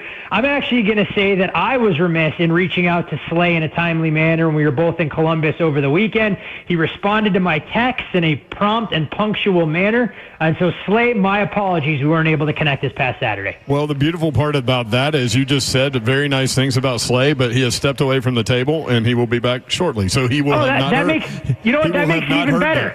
That makes it even better then, because I said it, and he didn't get a chance to hear it, and I can maintain my current station and the way I choose to attack him instead. Here he comes. He's got headphones on, so he heard it. He just didn't have a mic. Slade, did you hear all those nice things from Furman? I did hear that. Todd, you're turning over a new leaf going into the new year, and I appreciate that, my brother. I'm glad you came in there and did older that. and wiser, Slay. Older and wiser as we turn the page on 2024 to 2025. I would like to say Payne did reach out, though. Oh, Payne did? Yeah, but it was through social media. Oh. So it was kind of hard for us to get a communication like that. But, Todd, Father, I hate you had to go up there and witness that. I mean, look, it's no knock on the season Tennessee put together, and we talked about it. There were major questions about that Vol secondary, and when they stepped up in class, how they were going to perform. Unfortunately for them, they had a momentum-changing play earlier in the game. You get flagged for that face mask when you had a chance to get off the field 3 and out. And it just kind of snowballed from there. The other thing that was apparent is you saw the best version of the Buckeyes that we probably haven't seen through 12 regular season games. When they had their first-team defense out there, it made things extremely difficult for Nico. You could see him really struggle to diagnose what Jim Knowles was trying to throw at him with a veteran-laden defense. And I think if anything else, it gives the Vols a chance to kind of go back, hit the reset button, and realize how far they still have to go if they're going to jump from just being a playoff team to a legitimate national title contender in 2025 and beyond. You could tell pretty early on that Ohio State had a different game plan than what we saw against. I do not understand the Michigan game. Now, even more than before the Tennessee game. Now, can they stack performances? They're a favorite against Oregon. We can go ahead and diagnose that one. Number 1 seed and underdog. 3 of the top 4 seeds are underdogs. But can Ohio State stack that performance, or do they regress back to whatever the hell the Michigan game was? I don't think they're going to fall as far as the Michigan game. That was kind of the outlier where they went extremely vanilla. They tried to play bully ball and run the football at the strength of that Michigan defense, which was the defensive line all season long. So I think that version of Ohio State is officially dead and buried. The problem right now is that you're being asked to pay a premium to back Ohio State in this spot on the heels of that dominant performance against Tennessee last Saturday, and it's probably where the market should be. We hit the rewind button to when Ohio State went up to Eugene, lost that game outright as a field goal favorite. Here's the market responding to these two teams and their full body of work, 13 data points for both sides. Oregon comes into this contest, though, well-rested, a chance to, figure out what they can do differently to attack this Ohio State team in space. And if anything, that 60 minutes that Ohio State put on tape no doubt has Oregon's attention. And I think what gets overlooked a little bit in this game is Oregon's defense and the capabilities that they provide there.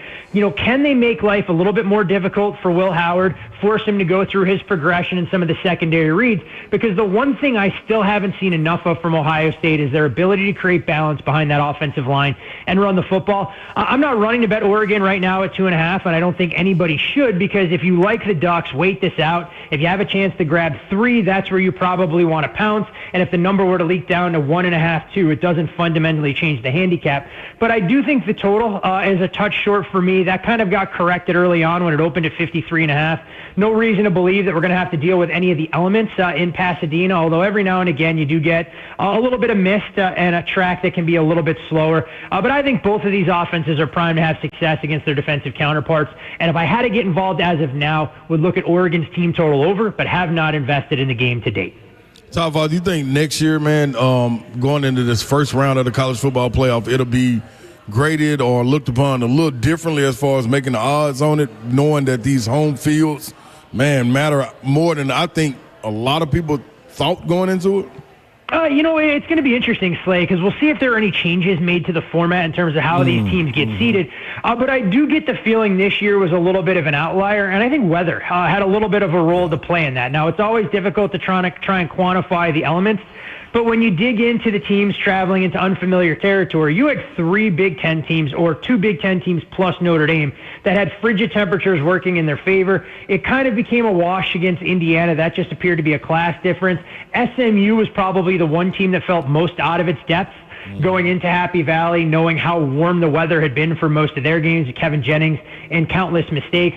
And, it's just going to be interesting how these dynamics and these environments play. I really think, having had a chance to go to not 1 but 2 playoff games last weekend, that we should really be playing these quarterfinal games on campus as well, especially when you look at ticket prices for these games coming up. If you're a Penn State or Texas fan, why are you running to travel when your team is nearly a 2-touchdown favorite in some of these matchups? The people I've spoken to around those programs say, you know what, we're going to save our proverbial bullets, and we're going to wait for semifinal games where we think they're going to be a lot more competitive on paper. Yeah. I think that's definitely true. I mean, the home environments were cool, even though we did see blowouts. That was a cool thing for sure. Yeah, I mean, look, that's what college football is built around, and I know we've gravitated towards a lot of neutral courts in college basketball, Slay, where you've covered a ton of them, and some of these showcases in college football early in the year, but you play all season long. Home field advantage has to matter, and I think if the college football playoff wants to tap into some of that potential, play these games on campus, come up with a creative revenue-sharing agreement or whatever else, but to fly these kids around for 3 de facto bowl games essentially in a row, fan bases are going to grow apathetic, and quite frankly, look, even if you're extremely wealthy, alumni from one of these institutions, you're not going to pay to travel to 1, 2, and 3 games if your team is able to run the table. Yeah. All right, let's hit that Notre Dame-Georgia game. Georgia, the 2 seed. Carson Beck maybe done at Georgia. Maybe he transfers. Who knows? But he's done for the year. So they go freshman quarterback. And you would think that Notre Dame, you would be buying Notre Dame at the top of the market at this point. And if that's true, the top of the market is Georgia by 2? It's interesting because Notre Dame was actually a 1.5-point favorite on the look-ahead number before Notre Dame took care of business against Indiana. And for anybody that watched that game, 27-17, of course, one of the more misleading final scores. Notre Dame was in control of that game more or less from start to finish, but it did change on Curtis Rourke's interception, and then Jeremiah Love rips off a 97-yard run.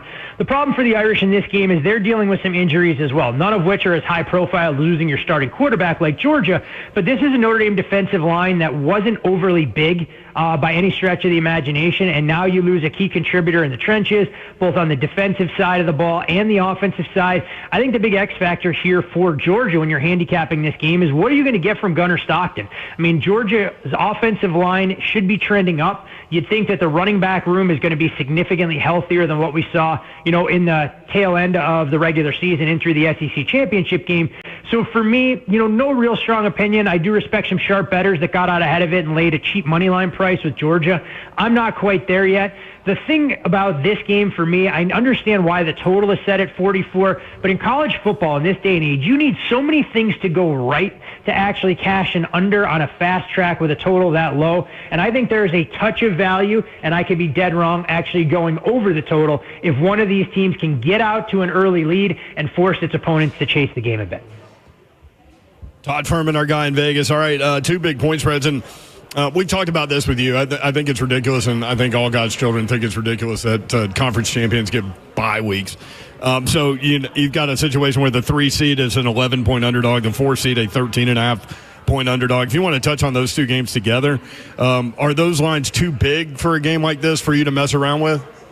So for me, real quick, in terms of the college football playoff, I have no problem with conference champions getting a bye. I think it's a reward for a regular season, regardless of if you win the SEC or Big Ten. Where my issue comes in is how these teams have been seeded. I mean, Oregon should be playing Arizona State this weekend, and your 2 seed in Georgia should be playing Boise, and I'd be perfectly fine with the way these things have kind of played out with all of those teams getting a bye, but we'll see what the college football playoff does going forward.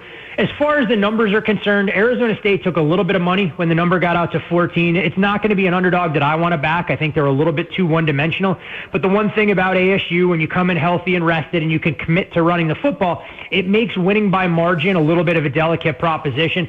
And Arizona State's defense, in my opinion, might actually be a touch better than Clemson. Just don't tell that to Clemson fans who thought this stop unit was as good as some of the teams that they have seen in the past that got into the college football playoff.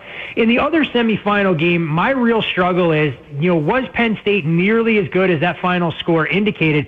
I mean, anyone who watched that first quarter, Kevin Jennings, I don't know what that pass was on 4th and short, had what would have been a walk-in touchdown, a chance to land the early haymaker, and from that point forward, it looked like SMU completely unraveled with not just one, but 2 pick sixes. If Penn State doesn't win by margin, we're not talking about them being more than a 10-point favorite in this spot. Boise State's strength on defense is along that defensive line, which hopefully should set up well for them to keep it competitive. But can they do enough in the passing game to create a little bit of balance? I'd lean towards Boise if it got to 13, but would feel much more comfortable backing the Broncos on an inflated tag than I would trying to get behind Arizona State, with no disrespect meant to what Kenny Dillingham has been able to accomplish for a team picked by many to finish 16th in the Big 12 coming into the season. Right. Will Genty be able to run against Penn State's defense? Because if they stop that, it's over. Right. Yeah, it won't be for a lack of effort, and I think that's where things get interesting for Boise. Do they break tendency early in the game and try and lean into some play action? Can their offensive line hold up? It's a group that's not going to be elite by any stretch of the imagination, but got healthier towards the end of the season. And if you're Boise, I know it feels like an eternity ago, you held your own at Autzen Stadium against Oregon, so that should give you a little bit of confidence that you can match up with a Big Ten team that could not get a single stop when they needed it against Oregon in the conference championship game. So Penn State's a team that I've been itching to fade. I'm just not sure Boise State's a team I want to do it with. Man, you got a rule being passed where JUCO, in a sense, doesn't count. You get those years rewarded back to you, and that's exactly what Pavia has done as far as being a trendsetter or a trailblazer, if you will. Vanderbilt going to the Birmingham Bowl against Georgia Tech. What setup is this for Vanderbilt getting ready to go against Haynes King if he plays? I'm not sure however that's going, but as far as the future for Vanderbilt. Yeah, I mean, look, if Pavia can somehow get a little bit more eligibility, Vanderbilt doesn't kind of have to hit the reset button, and they can build on the momentum for, what we should describe as a pretty improbable season. I mean, when you come into the year and your win total set at 2.5 and you're getting bowl eligible basically when the calendar doesn't even hit November, that's a win. And while a lot of SEC fan bases would be underwhelmed by that, Vanderbilt doesn't measure their level of success on the football field the same way the Alabamas, the Tennessees, the Georgias, and the Texases do. So this would be a great opportunity for them to finish with a win as a 3-point underdog. Georgia Tech, of course, loses its top wide receiver, and Eric Singleton, to the transfer portal, so it takes away a little bit of the dynamic playmaking ability. You mentioned Haynes Kingsley, and he was limited, to say the least, when we last saw them against Georgia. You wonder how that throwing shoulder will be with almost a month to kind of heal up. Will Haynes King be out there? What will it look like from a workload and a split standpoint? I can understand why this game has been bet under the total from where it opened at 54.5, and it were to get back to 51, I think you'd see another wave of under money as well. But right now, as it sits, I think it's Vanderbilt or pass as a 3-point underdog in tomorrow's game down there in Birmingham. TransPerfect Music City Bowl coming up on Monday, December 30th here in Nashville, Iowa, and number 19, Missouri by 3. Want to see where this number goes off of the field goal. Missouri did take some money early on. You could see professional bettors kind of getting ahead of it on the right side of a field goal when this price opened at 2.5. Under money come in as well from 43.5 in the peak of the market, now sitting at 40. Missouri going to be a little bit limited with their playmakers as well. We know no Luther Burden and a couple of others that won't be available in this spot. Iowa down the stretch, they were beyond limited with quarterback play, and Caleb Johnson, we know he's going to be playing on Sundays. I don't expect to see him out there. I haven't seen any official announcements, though, about his availability, but the one thing we have seen from Iowa in the past is this is a program that tries to treat these games as a reward and usually gets their players buttoned up. Tennessee, though, took them to the woodshed. This Missouri team isn't quite built the same way as the Vols, and as this game gets closer, if it got to 3.5, want to do another bit of a deep dive here to see if I can find myself making a case for the dog, but no real reason to run and get invested in this now, and it's part of the reason this line has seen some of the least amount of line movement for a lot of the second-tier bowl games so far this postseason. All right, Todd Father. Now, this game right here, I think national Spotlight will be on this game. People trying to figure out just exactly which direction each team is headed when you have the Titans going against the Jaguars in Jacksonville. Yeah, I mean, I think the big question is, which team feels more confident in their starting quarterback going into next year? The Jaguars at least know who theirs is going to be in Trevor Lawrence, and I think the Titans are trying to figure that out this offseason, how things are going to look. This game took a little bit of over money, Slay, from 38, got as high as 40.5 before there was some under money that came in. I don't think we'll see the same level of snoozer that we saw the first time around, that 10-6 instant classic in Nashville between these division rivals. And for me, it's Titans or pass, kind of as a 1-point underdog. But again, buyer beware here. Just wild to see, though, the Tennessee Titans giving up 30-plus points last weekend against the Colts, and Anthony Richardson attempted a grand total of 11 passes in that contest. Wow. Yeah. So you're going Titans. Interesting. Yep, I am going Titans here. I've seen enough of this Jacksonville Jaguars team. I like actually the home revenge angle, as ridiculous as it sounds, playing into the Titans' favor in this particular spot. I know it's a second straight divisional game on the road, but I just don't think Jacksonville should be laying points against anyone, even a team that's been as futile at the window as the Tennessee Titans have from an ATS perspective. Here's my problem with you and Slay. You and Slay have multiple times during the course of this season said you're done with the Titans. And Slay, do you want to tell Todd what happened with your parlay last weekend? Todd, Father, this has happened on 5 different occasions this year. Only five, huh? Yeah.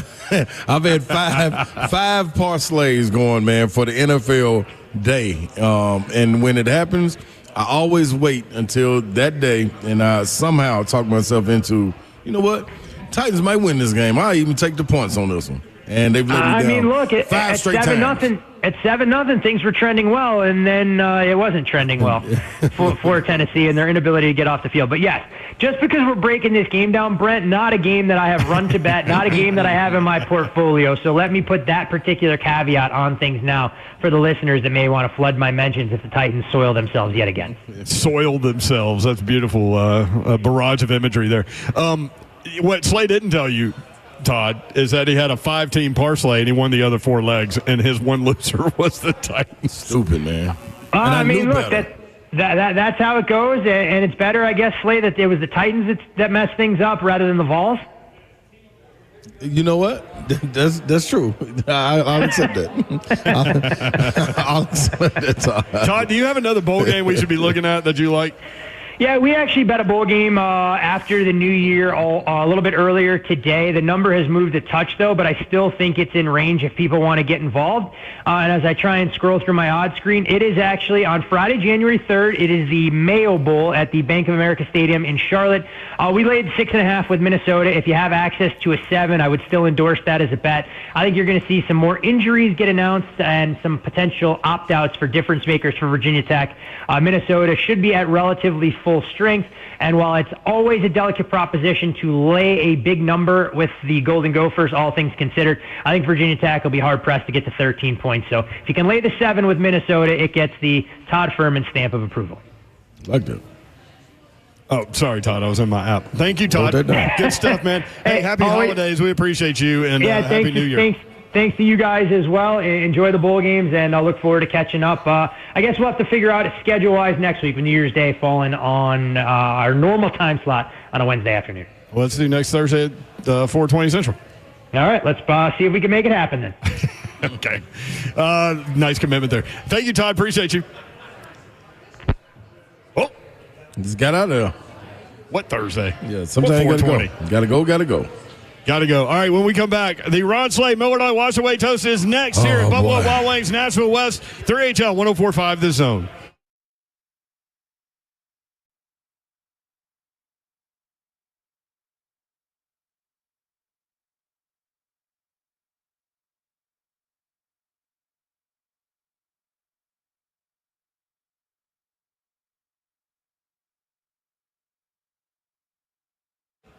I want to tell you about my friends at Brentwood Jewelry. Even though Christmas has passed you by, you need to know these guys. You need to have a jeweler in your life, and the Imamali family are your people for sure. They are phenomenal at what they do, and they'll get to know you well and help you with all of your gifting responsibilities throughout the course of the year so you don't have to fret. For over 50 years, Brentwood Jewelry has been proudly serving the Brentwood community and the Nashville community. People drive from all over with exceptional style and exceptional deals every day. As a family-owned and operated business spanning 3 generations, they are deeply rooted in this community.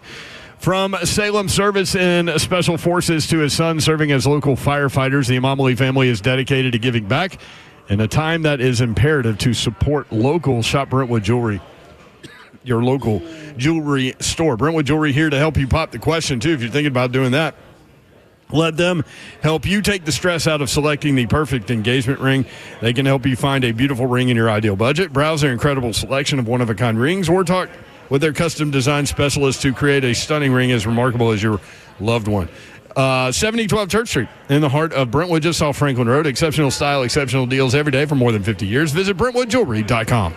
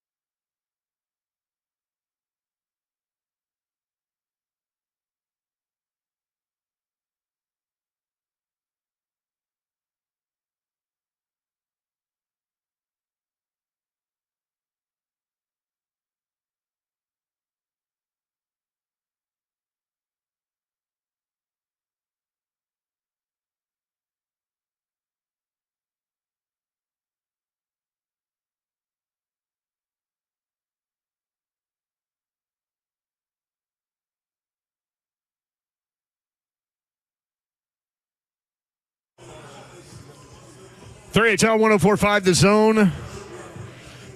Appreciate Todd dropping the knowledge. Again, he went Mayo Bowl, Minnesota, 6.5. He still liked it at 7 if you can get it at 6.5. He prefers it. I'm scrolling as we speak. Ooh, 7.5. For that Minnesota game? Yeah, I'm going to pull the sleigh. You going to get on it now? I'm going to go on the sleigh ride. Yeah. Betting style. Get it now. Alternate spread. Ooh. Minnesota. You going to take it up? No. He said give them 6, right? He said 6.5 or 7. They're now favored by 7.5. Oh. So I'm going to take it back down to 6.5, down to Funky Town. That's smart right there, y'all. I learned it from you. What does that give you? Minus what? 140. 140? Yeah, that ain't bad. Parlay that. See, that's my problem. My thing, there's no way that'll be a single bet. I would definitely parlay that into something. I would have hit last night, too, on my NBA parlay, but Anthony Davis rolled his ankle by not touching anybody. The dumbest man. Hard to be old, man. Dude, like, he was stopping. Taking a step and rolled his ankle. Done for the game. Can we take a minute on that game between LeBron and Steph Curry yesterday? That was a good one. That was vintage right there. What you got, Jeff? Vintage, back and forth. I think LeBron had 31. Yeah. Steph Curry hit a ton of threes like usual. 39 or something. I mean, it was just back and forth. It was beautiful. Game. Yeah. Lakers came back and won. That's what was even crazy. Dalton had a good impact. But to Slay's point, most people were watching the NFL, even though it was on Netflix. Which is also dope. Now, I did see something that was their highest viewed Christmas game of all time for the NBA. Oh, really? There you go. That's good. Guess what, though, too? At the same time, I can't blame people now because the way the game is being played, like these three-pointers, dog, it's ridiculous, man. Like, just launching. It could go 8 possessions where it's a three-pointer, three-pointer, three-pointer. Like, it's no mid-range. There's no attacking the basket. Did you see the thing with Kevin Durant this weekend? No. Or I guess earlier, maybe it was yesterday. He got into it on Twitter with a bunch of fans about three-pointers because someone had tweeted about you have 2 7-footers taking threes in back-to-back possessions and not making them. Like, what happened? Like, what happened to them dunking on each other instead? And then Kevin Durant came in and broke down why the game has shifted to that and why, like, you have these bigger guys shooting threes all the time or more than usual, not all the time. And, like, he got a lot of praise for it. It's straight up analytics. Yeah, and that's the worst part. I knew when they got introduced that was going to be a problem. Points per shot. Then widening the lane, it made a difference. So and also that illegal defense. Legal defense changed the game also because you cleared the paint out. Like usually people would camp in the paint, but 615-737-1045. What about Todd taking Titans money line too? That was interesting. I don't even know what I should. I just said I'm not betting on them no more this year. Well, he said he wasn't going to bet him himself. Yeah, but that was enough to make me want to go bet on them. Me too. That's the problem. Against the Jags. You get distracted during the holiday season and forget to bet on things. Yeah, that's a good distraction for me. Right? It's been saving me. Man. Then we talked to Todd and all hell breaks loose. Titans right tackle Jalen Duncan battling back. Slay Dog. They want to get another look at him the next 2 weeks. His movement has been better coming off injury. This from Bill Callahan. He's athletic and has range. He has the ability to get out of bad positions. His strong suit is his ability to use length and size on the edge. That's Bill Callahan. What was Jalen Duncan? Our 5th round, 6th round pick? It was late. 6th round, yeah. 6th round. That's what we're looking at. I mean, I'd like to see him. You know what? Me too. Put everybody out there. You need a backup for next year. I like Derek to throw Trevor Siemian out there. Yeah, like let's see everybody. I want to see some people in the stands get the opportunity to go out there and play. You think so? Yeah, I mean we might get those people out of the hot tub. Come on, dog. Over in Jacksonville, they got the hot tub. Let them come on out there and bathing suit and all. Yeah, let them get their rocks off too. I mean, let's do it. Girl in bikini, you're a quarterback. Dog, look where we are with the AFC South. At the beginning of the season, we were saying, you know what? This could be a sneaky good league. You got 3 quarterbacks right now that could be leading into the future as far as pushing their franchise forward. You had what's my man? Trevor Lawrence, C.J. Stroud, Anthony Richardson. Like we were on our way, and now you look at it. This AFC South is garbage. Having said all of that, though, we did say we think Trevor Lawrence has hit his ceiling. We wondered if C.J. Stroud would come back to the league because the league would have a counter to him. Yep. Which and that has definitely happened. Mm-hmm. And that Anthony Richardson was what we knew he was at Florida, a highlight tape. Yeah. But if you watch games in their entirety, he's just not the guy. And then you got Will Levis. Yeah, well. Just being Will Levis. Man, I thought he would. I missed on that. I missed on the Titans being better. I missed on Will Levis. And no, you know what the problem is? We wanted him to be You know what better. I need to do? Wash all that away and start over in my own head, in my own heart, in my own soul. Here we go. Still got a game left, but 2 games left. 2 games left. Here we go. We got 2 of these things. And you got a VIP party next week. Oh, playoff hockey. I wish we had that soundbite of Don Davenport going. But guess what, though? The one thing that won't let you down is the VIP tailgate. It's a guarantee. It's turned. Yeah. It's a guarantee. UNC Wiz going to turn it Man, I up. promise you. Yeah. It can be just me and him in there. He's still going to turn up. The Don yawning through playoff hockey thing was so funny because, like, I We got that, though. Don't you got that? I wish we had it. I don't think we have it. Zeph got it somewhere. It might be in a folder somewhere. I'd have to do some Surely searching. you got it. You got it. But we were talking about, like, the Prez got on that run last year, and I, like, tossed it at her. And I just happened to catch her right in mid-yawn. Well, let's wash it away. And she happened to say, playoff hockey while yawning. It was atrocious and great at the same time. Yep. All right, you want to do giveaways first or the Watch Wait Toast Watch first? Wait Toast first. All right. I'm gone. Who's going to hold your mic for you? Me, I'm holding the mic. Martha come on, wants to Martha. hold it. Martha. Team Mom Mama Martha. Martha. Now, she walked around the camera. Oh, she's got to grab her beer. By the way, Martha brought us baked goods for Christmas, and she brought me toast cheese peanut butter crackers, which I love. Yeah, come up here. And Slay hates. You're not nervous to come up here. All right, everybody, y'all ready? This is the Ron Slay Miller Lite Wash Away Toast. You got to get the mic right on his mouth. Here we go. Drinks in there. Shout out to Miller Lite. Shout out to Buffalo Wild Wings. This is the Miller Lite Wash Away Toast. When I say sometimes you're up, sometimes you're down, after that you say you wash it down. Got that? Crowd participation is involved. All right. Washing away everything. Yeah, every damn thing. Everything the Titans have brought to us, the way the Vols ended their season. We're moving on to basketball, but there was some good things also. We're going to hold and cherish them. Big Jeff coming out, Tavondre Sweat being who he is, Tajay Spears, Brownlee Jr. We got some good things to hold on to, too. But 2 games left. We ain't got a problem going down and spanking up on a bad Jacksonville team. That's cool with me. I'm fine with that. Give us some winning going into the new year. So, understand that. All them bills that you had, we can wash them away. All the bad kids and the bad grades this first semester, wash that away. We'll pick it up in the new year and everything will be fine. Everything will be good. Many wishes, many blessings, all to everybody, their family, pure health. We'll talk to you leading into the new year. We will on the other half of it. So, sometimes you're up, sometimes you're down. Either way, tighten up on 3. 1, 2, 3. There we go. All right, Nashville West with the Ron Slay Miller Lite Wash Away Toast. Martha did a great job, Team Mom. She makes these carrot cake cookies that she gives us. Ooh. Oh, nice, Slay. Yeah, ooh. But Slay doesn't like carrot cake, so she gives him cinnamon No, I cookies. don't like carrots. I like cake. I like the other half of it.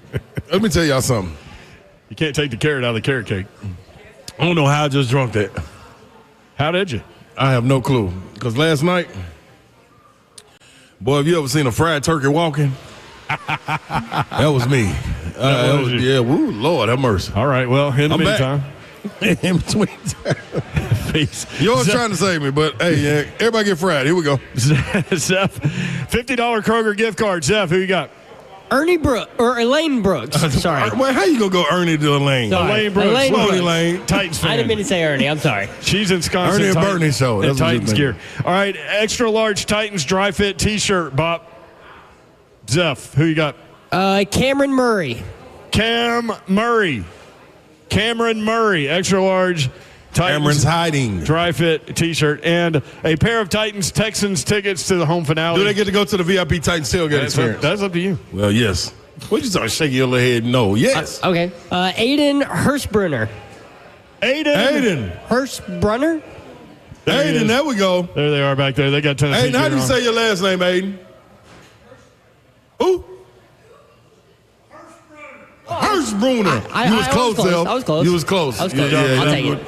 Hurstbrunner. Another giveaway opportunity for you coming up at 5:45. When we come back, the 5 o'clock hour, we've got Titans news for you. 615-737-1445. Wash it away.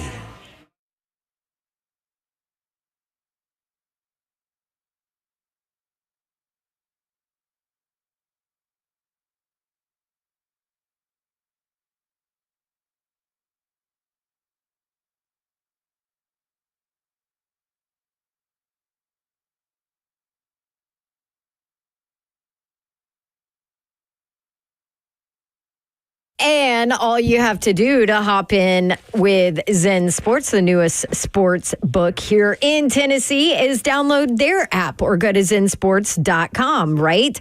Yes. And now is a great time to go ahead and jump in because, I mean, you've got NFL Christmas Day games coming up. You've got a ton of things coming up, and Zen Sports is where you need to be. So here's the deal.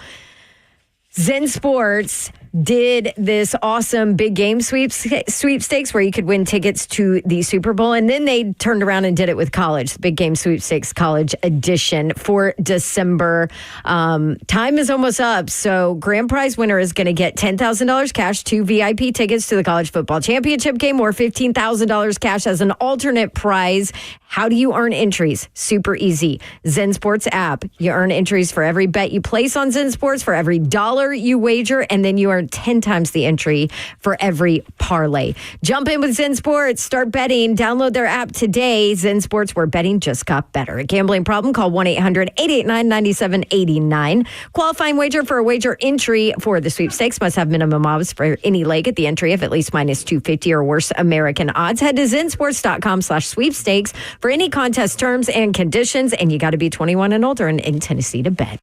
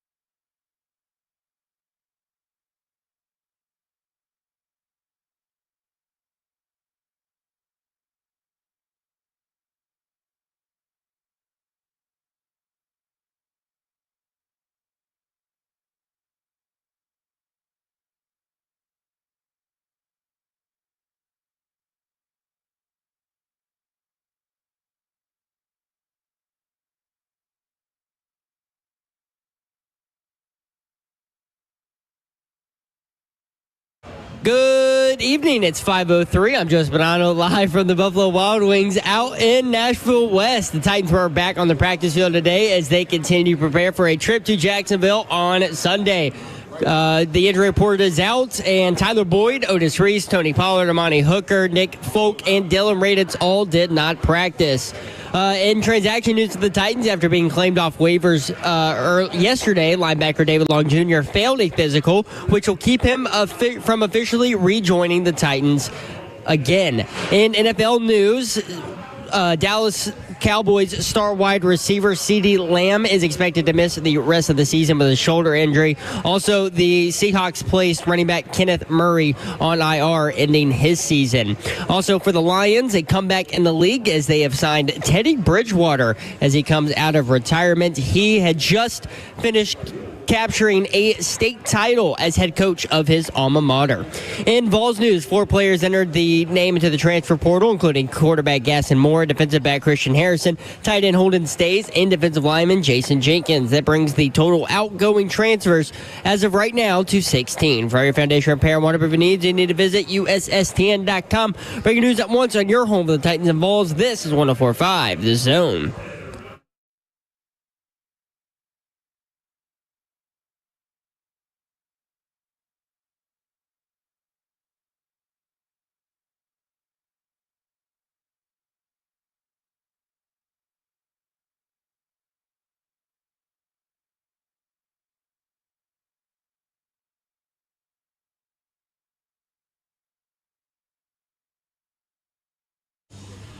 HL 104.5 The Zone. Brent Doherty with you on a beautiful evening in the Music City. Merry Christmas to you. Hope you had a great one. We are broadcasting live from Buffalo Wild Wings in West Nashville at Nashville West on Charlotte. Stop by for your chance to win Titans tickets and other prizes each hour. Well, one more time. Thanks to Miller Lite and Buffalo Wild Wings, plus $5 Miller Lite drafts. You can watch the show live, YouTube, Facebook Live, Twitter, and Twitch. Please. What? Twitch, please. Mike didn't catch the first half of that. I know, because you were hurrying. You didn't anticipate me doing that. That's the first time we did it all your show. Game above Sports Bowl. Pittsburgh and Toledo are in overtime. Let me just tell you, all these people that work these bowl games just really love when the bowl games go to overtime. I bet. Miss flights and everything. Yeah. How about the Hawaii Bowl on Christmas Eve going into triple overtime? I mean, that's another one. Savage said, did you say the Seahawks placed Murray on IR? Kenneth Walker. Did I say Kenneth Murray? Oh, well, he also went on IR. So you wasn't wrong. Good job. I wasn't wrong. Just Get them all, Jeff. Kenneth Walker. That's my guy. You learned about him. All the Kens in the NFL.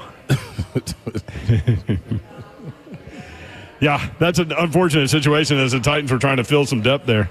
We'll get to that in just a second. But Rate Bowl coming up at 4th.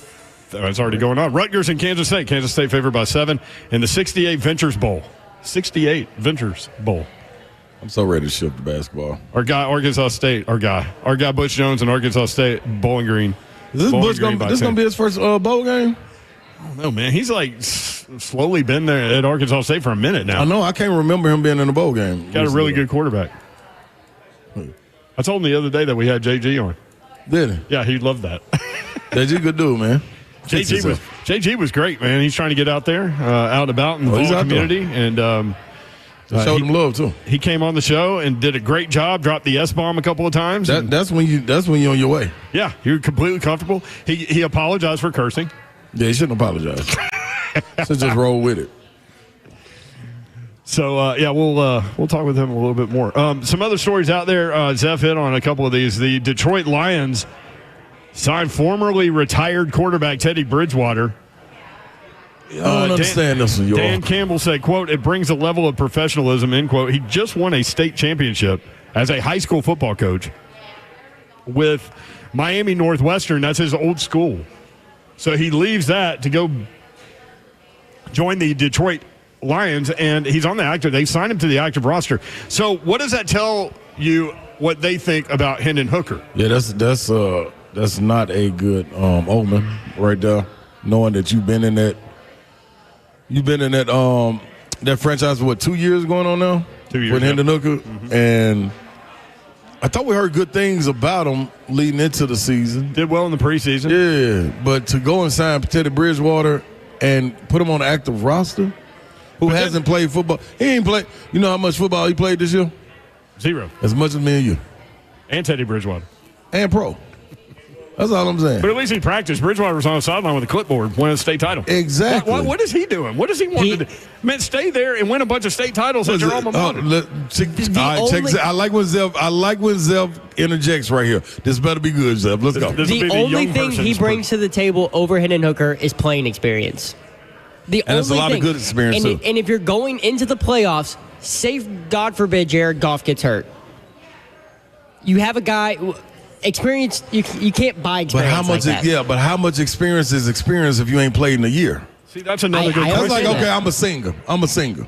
All right. You know what I mean? Yeah, I'm a singer. Yeah, you are. SINGUH. I'm a singer. So listen, I ain't sung in a year. Yeah. And I'm talking about I ain't practiced. I ain't been in no little karaoke bars or nothing. I've been out digging ditches. That's been my pastime. Okay.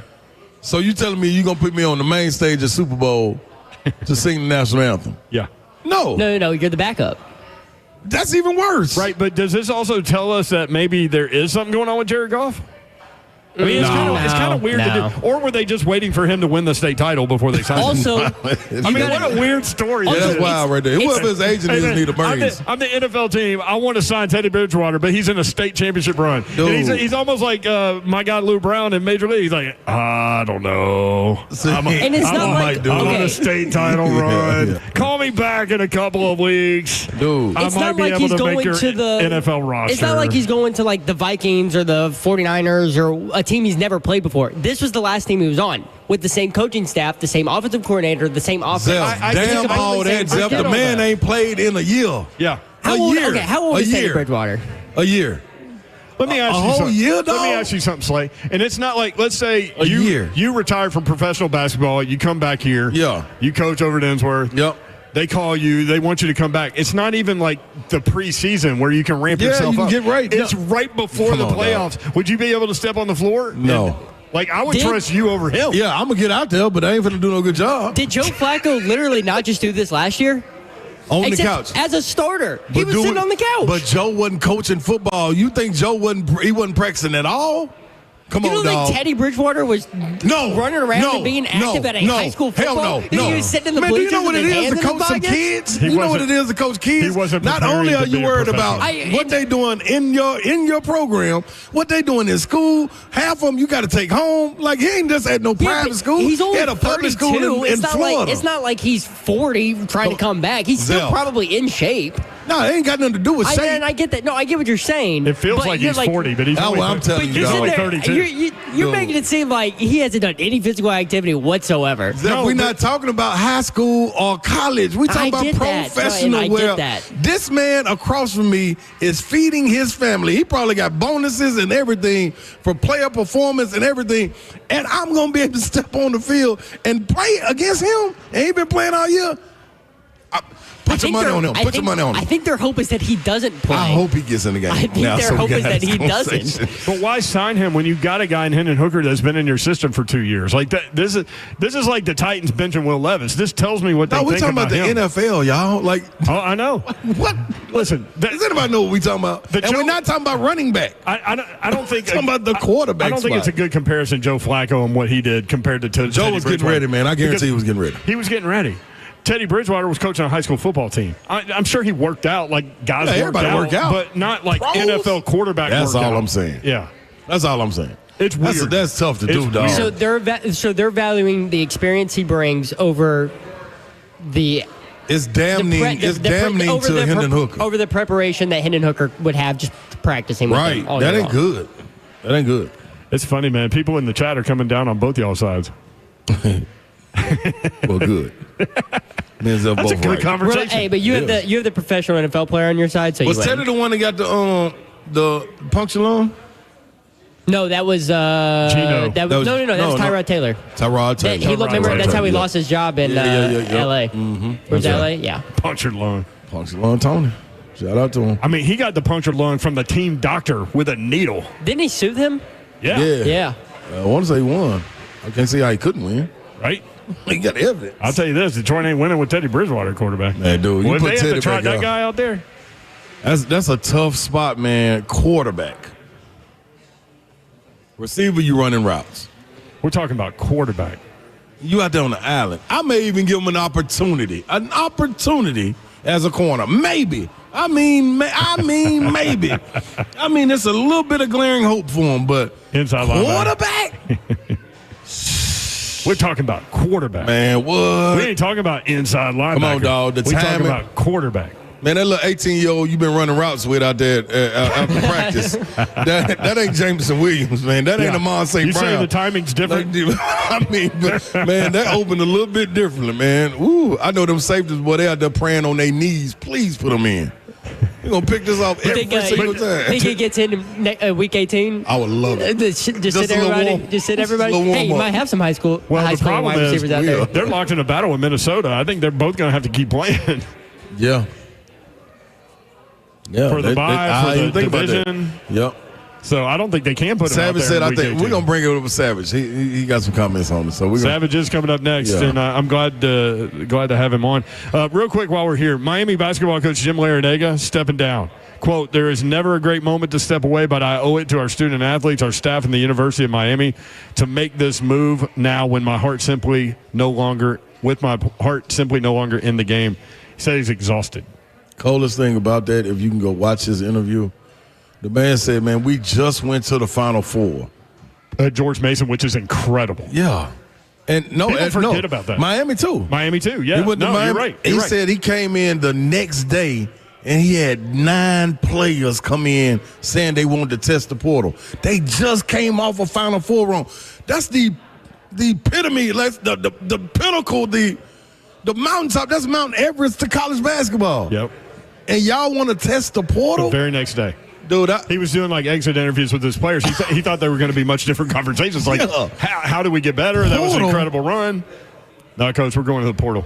Hey, man, that's the biggest headache to have to go re-recruit. Like, what are you recruiting? What are you saying? What you going to tell them?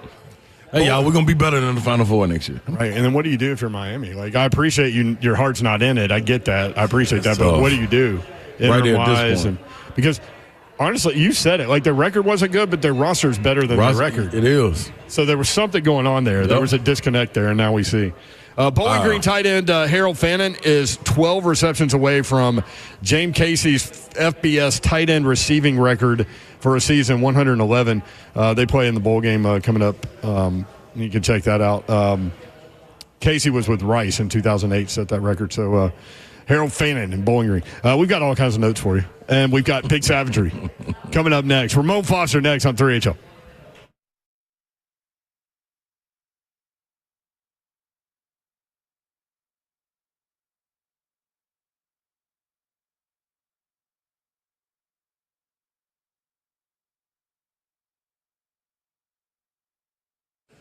What's happening, good people? Big Slay coming to you, man, and I got to talk to all my fellows out there listening. You probably thinking, what Big Slay got to talk about? Well, I'm talking about lack of sex drive, hard time keeping weight off, no matter how hard you work out in the gym, all of these things, lack of energy or motivation, wherever is not letting you be the greatest version of you.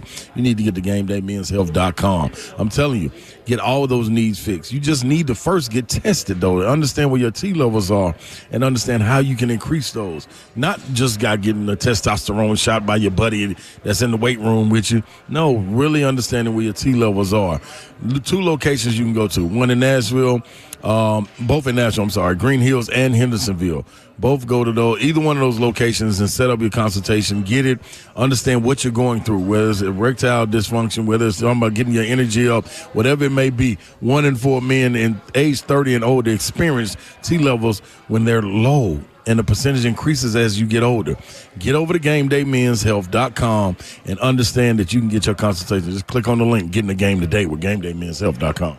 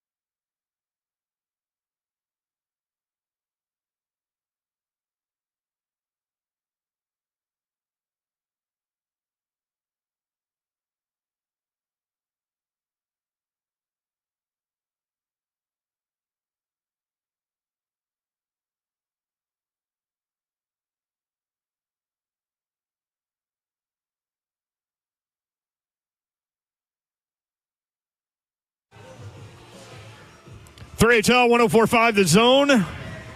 Brent Doherty, Ron Slay with you. Don Davenport will be back on Monday. Hope you had a very Merry Christmas. Broadcasting live from Buffalo Wild Wings, Nashville West. I see a handful of people who have been here the whole time we've holding been it down with us, man. Even since before the show started today. I wonder how many of them are just trying to get away from me, in-laws and people like that. Yeah, listen, we always going to be your escape, man. Anytime you need to get away from somebody, get away from your problems in your life, just turn on 3HL. We're always going to have a good time and try to put a smile on your face for sure, no matter what's going on. Big Savagery, Ramon Foster has been very active in the chat the last few days. And now jumps on for his weekly segment. Ramon, what did you think about your brother producing and co-hosting the show at the same time the other day? Man, listen, it's a good thing it was a holiday season because I thought we was always going to get fired. That's all I'm thinking, man. Like, that's too much power for Ron Slay in that moment right there. And I only say it's too much power for him, not because it's Ron Slay, but because in that moment with no supervision around and he had zero experience on the job. Like, that's where we're at. Like, trusting him with Zeph when I'm begging Zeph to fix it in the chat, I don't know if that's going to work out. Whoa. He had supervision. I was standing right behind him the entire time, Ramon. Yeah, he kept saying, don't hit this button, don't hit that button. That was his supervision. Zeph, you say that, but would you have allowed that if Babs was in town? She's done it before. She did it before, too, but she didn't go all in like Slay did. All Babs did was hit hotkeys. Yeah. So Slay wanted to sit down. I gave him my chair, gave him my headphones, and he ran the whole show for a whole hour. Yeah, he was running the board, Moan. And like Babs just hit like the little quick clips that we play. Yeah, Babs know her parameters. The way it went for y'all on Tuesday, I think the studio had no roof is where I'm at with it. So hey, it worked out. We were able to get back on air this morning. That's all I needed, man. Was my dog just to say, hey. When are you going to get back there? Hey, I have. Yes, he has. Hey, real quick. Pull the curtain back too far, but yep. Listen, like low key in my own head, I was getting after Will Bowling for taking Monday and Tuesday off after Tennessee lost because I was like, man, that's your team lost, but come to work or whatever. And then I find out my man got engaged. Congrats to Will Bowling. Yes, man. Major congrats to Bowling, man. Hey, Will's got a lot going on. He's making it happen out here, man. But look, I call him Mr. Dirty Knee right now is what I call him. Because he had to get down on one, man. Congrats to him and Peyton. That's a beautiful thing. We've known about it just a little bit. Yeah. But he finally went ahead and did it this past weekend, man. That was beautiful. Love was definitely there for the Bowling. Yeah, they're a sweet couple for sure. Wish them the best, no doubt. And I saw it on Instagram. Like I had no idea. Y'all did a good job of keeping that in house. So congrats to Peyton and congrats to Will and the Bowling family because they've had some tough times in the recent past. But anyway, that's great news. Savage, I saw Jim Wyatt spoke with Bill Callahan about Jalen Duncan, and this is what he said about Jalen Duncan. So he's been hurt. He's battling back. They want to get another look at him the next 2 weeks. This is what Bill Callahan said. He said his movement has been better coming off the injury. He's athletic and has range. He has the ability to get out of bad positions, which why are you in bad positions anyway? His strong suit is his ability to use his length and size on the edge. Right tackle. Obviously, the 2025 starting right tackle on the Titans is not on this roster unless they draft a left tackle and move Latham to right tackle, right? But do you want to get another look at Jalen Duncan as a draft pick? Man, that is a great question. I'm going to say this as respectful as I can be about the whole situation. Not that I'm giving up any state secrets. It's just that when you're this bad of a team this late in the season and you also got a new coach, there's a lot of answers that have to be a lot of questions that have to be answered.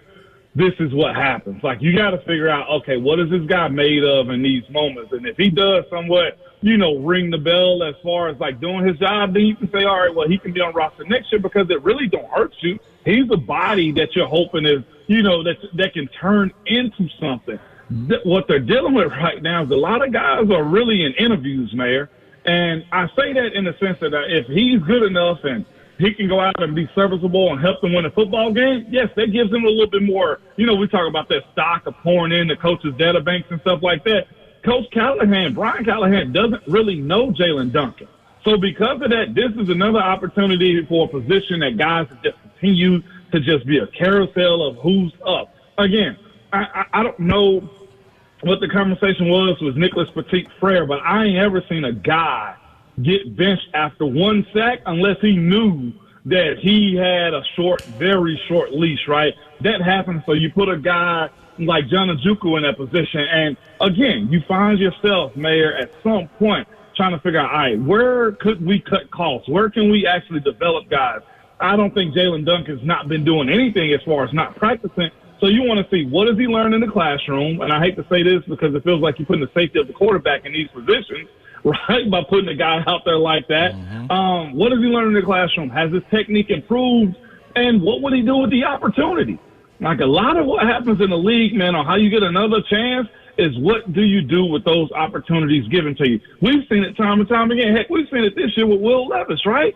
He comes in as a starter. Great opportunity. All the offseason is his. Next thing you know, it goes back. Let's just say he got benched because of the shoulder surgery. because of the shoulder injury. He had to sit down. Well, Will Levis also went back into the lab. Will Levis becomes the starter again after healing himself from his injury. And then it gets bad again. Well, Coach pulled him. And I honestly do think that's what they're going to be dealing with this upcoming weekend is, can Jalen Duncan take advantage of this one last opportunity to be a starter here in Nashville? All right, Savage. So when you have that situation, what's going on with the offense? What's going on with quarterback? And now I know you've been a part of a process where the other half of your team, whether it be the defense, a lot of times had to carry you guys till you guys got it. Yeah. You know what I mean? What do you look at with this situation as far as people wondering, like, why would you choose Mason Rudolph to be the starter? Why wouldn't you just let Will Levis ride it out? What is your thoughts as far as saving the locker room and saving the culture of it? Does that play into it as far as, you know what I mean, that veteran leadership, Big Jeff, knowing that you got an opportunity to at least win? Man, I think it's a little bit of everything, almost so Savage, but I'll start here. Who's the one quarterback that's on the active roster that Coach Brian Callahan picked? Mason Rudolph. There we go. Yeah. And that ain't no slight towards Will Levis. It's just that he was able to have his hands in on that process of getting Mason because he saw something in Mason that he likes, that he's doing on the field. If you listen to Coach Callahan speak, he's speaking about guys that's giving his team the best opportunity to win. And I think that's what Mason does. Despite the turnovers, heck, the QBR, the rating, whatever it is, that's tied Will Levis, like, I think you're seeing with him a guy that he feels comfortable with, Savage. You know what I'm saying? Like, a lot of people give Mason a lot of flack for him being boring. You got a commercial on our show that says, hey, when it's boring, it's good, right? Like, when it's boring, it's good. And Mason just, he can clean up the turnovers, being tricked by the defense here and there. I think he does give this team a better chance of winning. Now, that ain't saying he's a Super Bowl winning quarterback or nothing like that. But as a team, when you got to sell it to guys like Jeff or a young guy like Savondre that might be cool with Levis, or, hey, the quarterbacks that were catching the football from Levis, you got to simply tell them, hey, look, we got to figure out how to win. Because consistently this year, there's one thing that they haven't done is won a string of games. Like, they won one, lost three, won another one, lost four. Like, this has been a bad string of just football for the team. And whether he's a world beater or not, Mason at least settles the offense. Mason seems to at least have the confidence to be able to do the job to where, look, every meal ain't a feast. You know how it goes. Sometimes we might just have to get some snacks here and there, Savage, and that's what Mason does.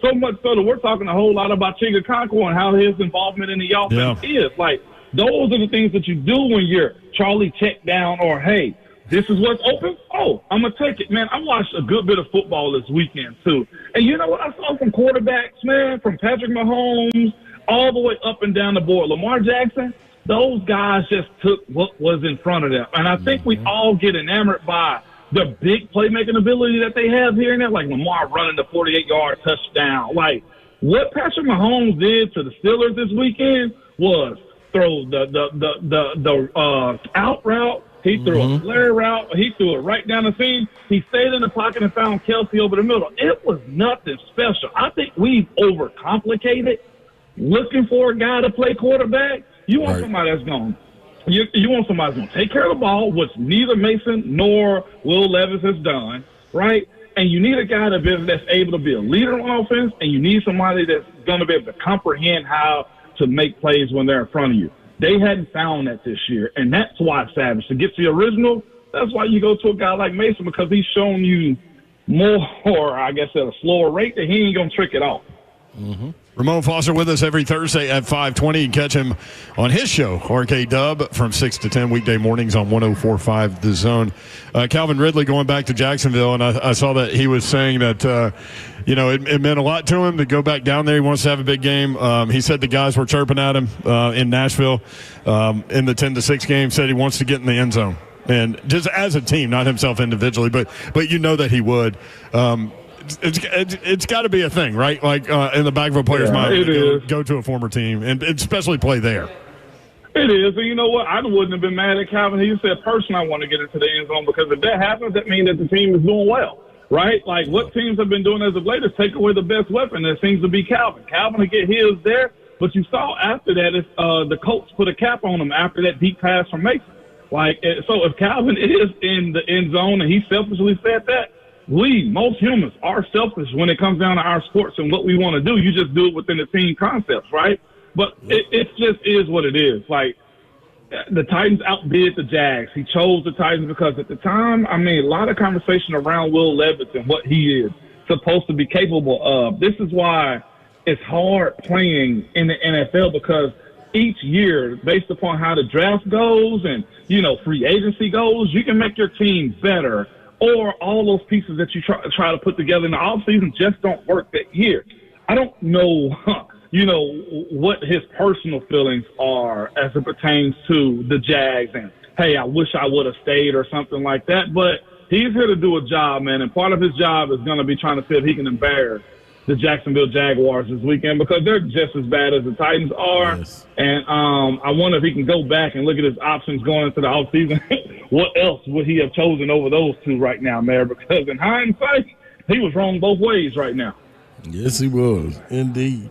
I got to ask you this, man. This was a conversation that me and Zeph were having. Well, we were having on this show, me, your, Zeph. You chimed in a little bit. What are your thoughts on a guy like Teddy Bridgewater being signed to the Detroit Lions this late in the season? What does that mean for Hendon Hooker? And on the back end of it, how difficult is it to take a year off and then jump back into the NFL? It's always hard taking a year off and getting back in it. It's really just tough to get your body back. But here's the thing. He plays a luxury position, right, as it pertains to quarterback. I look at Teddy signing, man, as I hate to say it, he ain't no charity case or nothing like that, but I think Teddy's a good locker room guy. I think everybody loves Teddy Bridgewater, man. Like, that dude is like the salt of the earth of everybody I've heard be around him. So I think you have him in a position where you keep him around football, knowing that he has some talent. And when you go into the playoffs, considering what they have going on right now with injuries, right, the Detroit Lions, you want a veteran presence. I ain't saying that Hendon Hooker can't do it, but what I see out of Coach Dan Campbell is this to me. You have a coach that understands how football actually works. Right. And if he don't think is that ready just yet, I don't think that's a bad thing. I think you look at Hendon and say, not yet. You can be our guy moving forward, but the way we look at Teddy is we need him in playoff scenarios. Teddy has played big-time ball if you need him to. But, again, I don't think they're willing to pull that trigger more than it probably is helping out Hendon, being a real good support system for Jared Goff, and the fact that Teddy's just a good dude. I can't see him playing any this year unless number one and number two goes out. He's got to learn the playbook. He's got to learn the team dynamics. He's got to figure out, the options that the offense has. Like, he wasn't in training camp with the Detroit Lions at all. This, to me, seems like an extra coach on staff. Or if you really, in a pinch, have to have a veteran be on your roster, Teddy is the type of guy that you will want, considering he knows how to sling it, and that's what they're asking to do. You got to think about their offense right now. It's been really David Montgomery, barring the injury, and Jahmyr Gibbs. Like, those dudes have been balling in the rushing, y'all. I mean, in the game. So I don't think much would be asked out of quarterback anyway. Heck, Jared Goff beat the Titans with what kind of stat line? Like, it was, under 100 yards or something like that with 4 touchdowns. What I'm saying is this. They are a run-first team, and Teddy is more, in my opinion, a locker room guy. And having an opportunity to be on a winning team and potentially this upcoming weekend, too, here's what he get a chance to go back up to Minnesota. You know what I'm saying? Play against his former team where he had that catastrophic injury at. So there's a lot to play into it. More than just saying, hey, we're done with Hendon. I don't think they're done with Hendon at all. It's a good point when you think about the chance to win a Super Bowl. I mean, that's definitely true. And the other thing, to both of y'all's points, is it's one thing to take a year off and join a team in, like, training camp or something like that. I mean, we're hitting the playoffs. You know what I mean? Like, it's like the car's going 100 miles an hour on the interstate. It's not just sitting on the I started to say runway, but that's on the on-ramp. You know what I mean? Like, so that's tough. But yeah, definitely a locker room guy. You keep hearing that about him. So no doubt about it, man. And he will be good, man. I'm trying to say if he was in the Kevin, he wasn't in the Kevin O'Connell system at all. So it's going to be fascinating to see how they go about Teddy and what this means for future quarterbacks in that position. I ain't ever seen a guy be on the couch, get signed like this, and he's with a contender right now. It's not even like he's on a bad team. They're just trying to sign him to a future reserve role. No, I think it's a little bit of player coach, because if you look at that staff in Detroit too, they have a good bit of player coaches on that staff too, man. Antoine Randall is one of those guys that you can see the benefit of having him be on that staff, and Jameson Williams, who, man, has had a little bit of a sketchy start to his career and how he's grown up, man. Like, it's good to have those types of guys around. Right. Big Savage, Ramon Foster, every Thursday, 5:20. Gets him and his crew. Weekday morning, 6 to 10 on 104.5 The Zone. Savage, Happy New Year, man. Great to hear your voice. Man, thank you guys, man. Be safe in the streets. And thanks for being very interactive in the F&M Bank chat. Man, look, I know it's low in the holiday season. I'm here for entertainment just like y'all are, okay? So catch me in the chat. There he is. You can watch the show YouTube, Facebook Live, Twitter, and Twitch. Twitch, please. And you can see Ramon Foster in there usually giving his brother hell is kind of what's going on. I used to do that. Or Zeph. Giving me hell because Slade does the same thing to Bert in the morning. By the way, we're in 5 overtimes now. Pittsburgh leading Toledo 46-44. 2 different times Toledo thought they had stopped Pittsburgh on these 2-point conversion deals and won the football game and rushed the field. They've rushed the field twice, but they're still out there. NHL playoffs. Yeah. Hockey.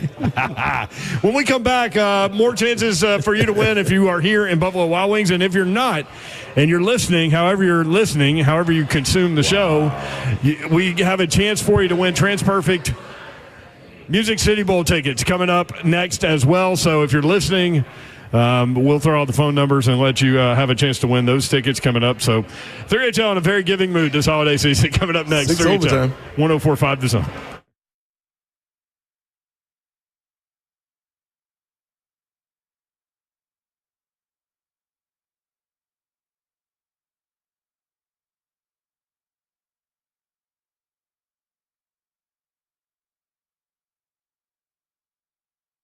Want to tell you about my friends at Gupton Dodge Chrysler Jeep Ram. That's where you need to go to get that next new vehicle, whether you're looking for a new car, truck, SUV, or Jeep, or pre-owned. And by the way, if you're looking for a pre-owned vehicle, you've still got some time to get into Gupton before the end of the year. $1,000 off every pre-owned vehicle in stock until the end of the year when you allow Gupton to arrange your financing. So get that done. They have select 2024 Wranglers, $10,000 or more off. Just reach out to the dealership for more information on that. My guy Daniel Gupton and his crew have you covered. And you can get all the dealership information online. GuptonMotors.com is the website. Phone number, address, all the deals they have going on in December. Got another week left for you to get that done. They've got right there, the inventory is right there as well. GuptonMotors.com is the web address. 3450 Tom Austin Highway in beautiful Springfield, Tennessee. Just 30 minutes from downtown Nashville. Best vehicle buying experience you will have ever had. Just tell them what you're looking for. They will point you in the right direction. You take your test drive. You go inside. They will help make the numbers work, and it'll be that easy. That's Gupton Dodge Chrysler Jeep Ram, 3450 Tom Austin Highway, 30 minutes from downtown Nashville. GuptonMotors.com.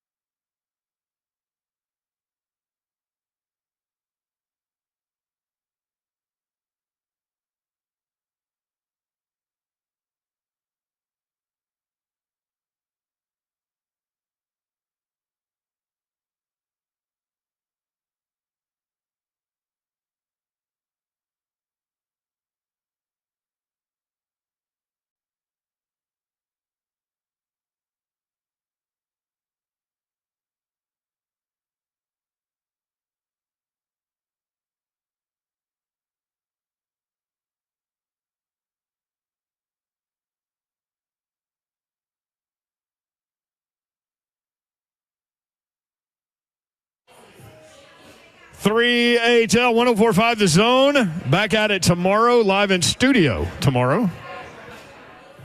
Slade, are you going to take over the board again? I may. It's Friday. You never know what can happen on Friday. Is it going to be Friday? That's a great question, y'all. I don't anticipate. I really think we'll be the only 3 people in the building again tomorrow. Again, yeah. Just me, you, and Zell holding it down. Parking lot was pretty empty when I saw there yesterday. Yeah, but Sammy, you don't stay all the way to That's 6. what I'm going to say. Sammy, you're not in there with us, though. I actually will be because we are practicing for my next move. So we have a fake show going on tomorrow. So I will be. Okay, so 5 people in the building? A fake show. And you guys will be in another studio working on your syndicated national overnight show. Evening show. Why has it got to be a fake show? Like, we got to practice. You don't want Tuesday to be the first time that you're actually doing things for real live on the air. Oh, I'll jump out that thing ready to roll. Listen, there have been several different concoctions of 3HL. The first time we did 3HL was January of 2010. So we're going on year 15. The very first time we were all on the mic together, me, Blaine Bishop, and Clay Travis. Like, Jim Rome was on one day. The next day it was us. We did not practice. We did not do anything. Like, all practice was on the mic. So then, when during the course of switching co-hosts, like me and Slay and Dawn, did we practice? No, we just dove in. Yeah, that's how we go. Sammy, get it, man. you need to tell just dive in. You need to tell all the people, like, hey man, let's just start fresh. It's gonna be better organic, Sammy. Like no script, no practicing. Just roll with it. Yeah. Oh, we're gonna roll with it. It's more so just making sure everything fires off right way. Okay. So whenever you come in there, Slay, buttons fire off the way that you're hitting them, right? You better believe it. Yeah, that'll be on you. Let them go. That'll be on you, Sammy. And that'll be good. That'll be spinning the country music hits. Let's get it. All right, we need to do a giveaway. Speaking of Sammy, Sammy's going to answer your call. We need to do a giveaway. It is another ticket Thursday on 3HL. We have tickets for you to win from Babs's Prize Closet. She let me in there. She's not here. She let me in there. Have fun in there, y'all. It's fun in there. Yeah. So this is a pair of TransPerfect Music City Bowl tickets. You're going to have a good time. Iowa, Missouri. Number 19, Missouri. No Luther Burton. Caller number 5 now to Sammy wins 2 tickets to see the TransPerfect Music City Bowl. It is on Monday. Make sure you can go. Monday at 1:30 on December 30th. And there are all kinds of fun events that surround the TransPerfect Music City Bowl. Those guys do an incredible job with all the pep rallies and the eating contests and all that stuff. It's a lot of fun. So go to the website and make sure you know what is going on. If you got some time off, it's a fun way to hang downtown and do some cool things with those 2 great universities, Iowa and Missouri. So 615-737-1045, caller number 5 through to Sammy wins a pair of TransPerfect Music City Bowl tickets. You good with that? Yeah. What ended up happening? I went to the bathroom and I missed what happened in the Toledo. Toledo won? Yep, finally. 6 overtimes. 6 overtimes. Only 2-point conversions. Now you got the Rutgers leading. Nope, they're tied with Kansas State 17-all. Kansas State a 7-point favorite in this game. Arkansas State coming up tonight. You can see Bush Jones if you want to. I just snotted right into the mic. Did you hear that? Oh, wow. Is he bringing the bricks? I don't know. Does he still do the brick thing? He got to. Once you do the bricks, you can't leave the bricks alone. He said not too long ago, a year and a half, 2 years ago, that he got that from John Gruden. That Gruden gave him the idea of brick to brick, brick by brick. Gruden was almost the coach. So at Tennessee. Gruden's been saying a lot of things. Gruden is always almost the coach somewhere. That's true. That's also very true. Gruden needs to sit down, man. He does sit down. He says a lot of stuff. Yes, he does. For Barstool now. He works for Barstool. Oh, does he? Yeah. They hired him. Boy, he's cursing and everything. It's something. Oh, that's a wide open show for him. Wide open. He I think it was last week, he took a bunch of Barstool employees and made them run an offense in their gym that they have. It was hilarious. It was funny. He was telling a story about him and Mike Holmgren and Steve Mariucci were all on the staff. Oh, and who's my man at Nuggies? Andy Reid. Andy Reid on the staff. And so he said that Holmgren loved Andy Reid. And so they would come up with plays for the game. And he's like, was like Andy Reid came up with a couple plays, and he used both of them. Didn't use him and Mariucci's plays, and Andy Reid was walking around like, "Hey, they used my plays." And then he told a story where he didn't use Andy Reid's play, and he used Gruden's play, and he had some stuff to say. But these videos are really funny. Did he say that like Andy Reid is his biggest like rival? Yeah. As coach, biggest coaching rival. Sit down, Gruden. Take Andy Reid all day long and twice on Tuesday. Hey, he's getting that Barstool paycheck. Yes, he is. He's going to do whatever he wants. All right, we've got some things to give away for the people that have held on here at Buffalo Wild Wings. We appreciate you guys coming out, especially on the day after Christmas. Always good to see your happy faces in the bar, which makes sense, right? Absolutely. All right, Zeph, a large Titans hoodie. Jason Wakefield. Hey, there it is. There you go. Yeah, that's what I'm talking about. That's somebody that wanted to win right there, baby. Jason's been here since before we started. Yep. That was one of those reactions where I was like, did he really win, or is he just like yelling to make us think he won? Oh, he definitely won. He started holler at your boy. Your boy's a winner. Yeah, buddy. That's better than the Titans right now. All right, Jason. All right, a pair of Titans-Texans tickets. This is the last thing we have today. Titans-Texans tickets go to Martha. Hey, there you Team go, Martha. Mom Martha. How about that? I'm a Martha. So next week, we will be at Buffalo Wild Wings at Gallatin on Thursday, and we're looking forward to it. Yes, indeed. We'll have more giveaways for you there. Will that be that's not the last one. It is the last one. That's the last one? That's the last one. All right. Y'all better come on out. I mean, that's the thing. Like, even when the season doesn't go the way you want, like if you have all the party elements in place, like our Buffalo Wild Wings shows, you're good. Yep. You win, even if you lose. That's right. You win because you're winning, and you're winning because you're winning. I'm proud of you. Thank you, Yor. You don't want to know why? No, yeah, tell me why. You're just going to take it? Yeah, I was glad you're proud of me. That's all. That's cool enough for me. I'm proud of you for going to pause in Green Hills today. Hey, man. And getting fully relaxed and then coming in here and just nailing radio for 3 hours. Hey, man, Mike took care of me, man. I got to get back over there and see him. I got to go see him on like a Saturday when I'm off and don't have anything to do because that was amazing. Or Sunday. Or after work. That's what I got to check on the hours. Maybe we can go after work and then, woo-wee. I could have fell asleep in that sleep. No, that's not what it is. Dang. Not the cold plunge. Not the sauna. Plunge. Nope. But the thing where you just like hang in the water. Float tank, yeah. You need one of those in the crib. If you had a float tank in the boom boom room, it'll be over. I would never get up from the boom boom room. Should we get one for the station? What I love is that'd be dope. What I love is just a pre-show float tank. That's a lot of salt though. What I love is, see, brother, man, just yelling like that's my guy right there, man. What I love is that the boomer room has its own deadbolt lock, and you're the only one with the key. Yeah, it's a code. It's a code. Yeah, you got to actually punch the code in. Flotation therapy is what I had. Nobody's getting in the boom boom room without your authorization. No, the cold tub was 41 degrees. So. All right. Well, tomorrow we're going to have a good time. Again, just 3 of us in the station. I don't count Sammy and whatever fake radio show she's got going on. Yeah, come on, Sammy. Do a real radio show. It's a national show. It's fine. Do a real radio show, Sammy. Yeah. Well, it's fake until it's real. Right. That's true. Trial run. Y'all are going to do a great job. We're just giving you crap, and it's going to be fun. That was a fun show. Great show. Hope y'all enjoyed. Be back at it tomorrow. Yeah. Who's coming on tomorrow? Coach Mack and Cosell. Greg Cosell. Ooh, I can't wait to hear him break down this whopping game. Of a game. Maybe we can talk about draft picks with him again. What's coming up next, Zeph? After party. All right, more of us. More of us coming up. Hey, we appreciate you guys listening. Thank you for including us in your day. Good night. God bless. We do not take that for granted, nor do we take it lightly. Also, Merry Christmas, Slate. Yep. What do we do now? I kind of went out of order. Messed it up, man. I did. Try it again. Good night. God bless. See you. Wouldn't want to be you unless you touch experience NWI or this bed that I'm about to go get in.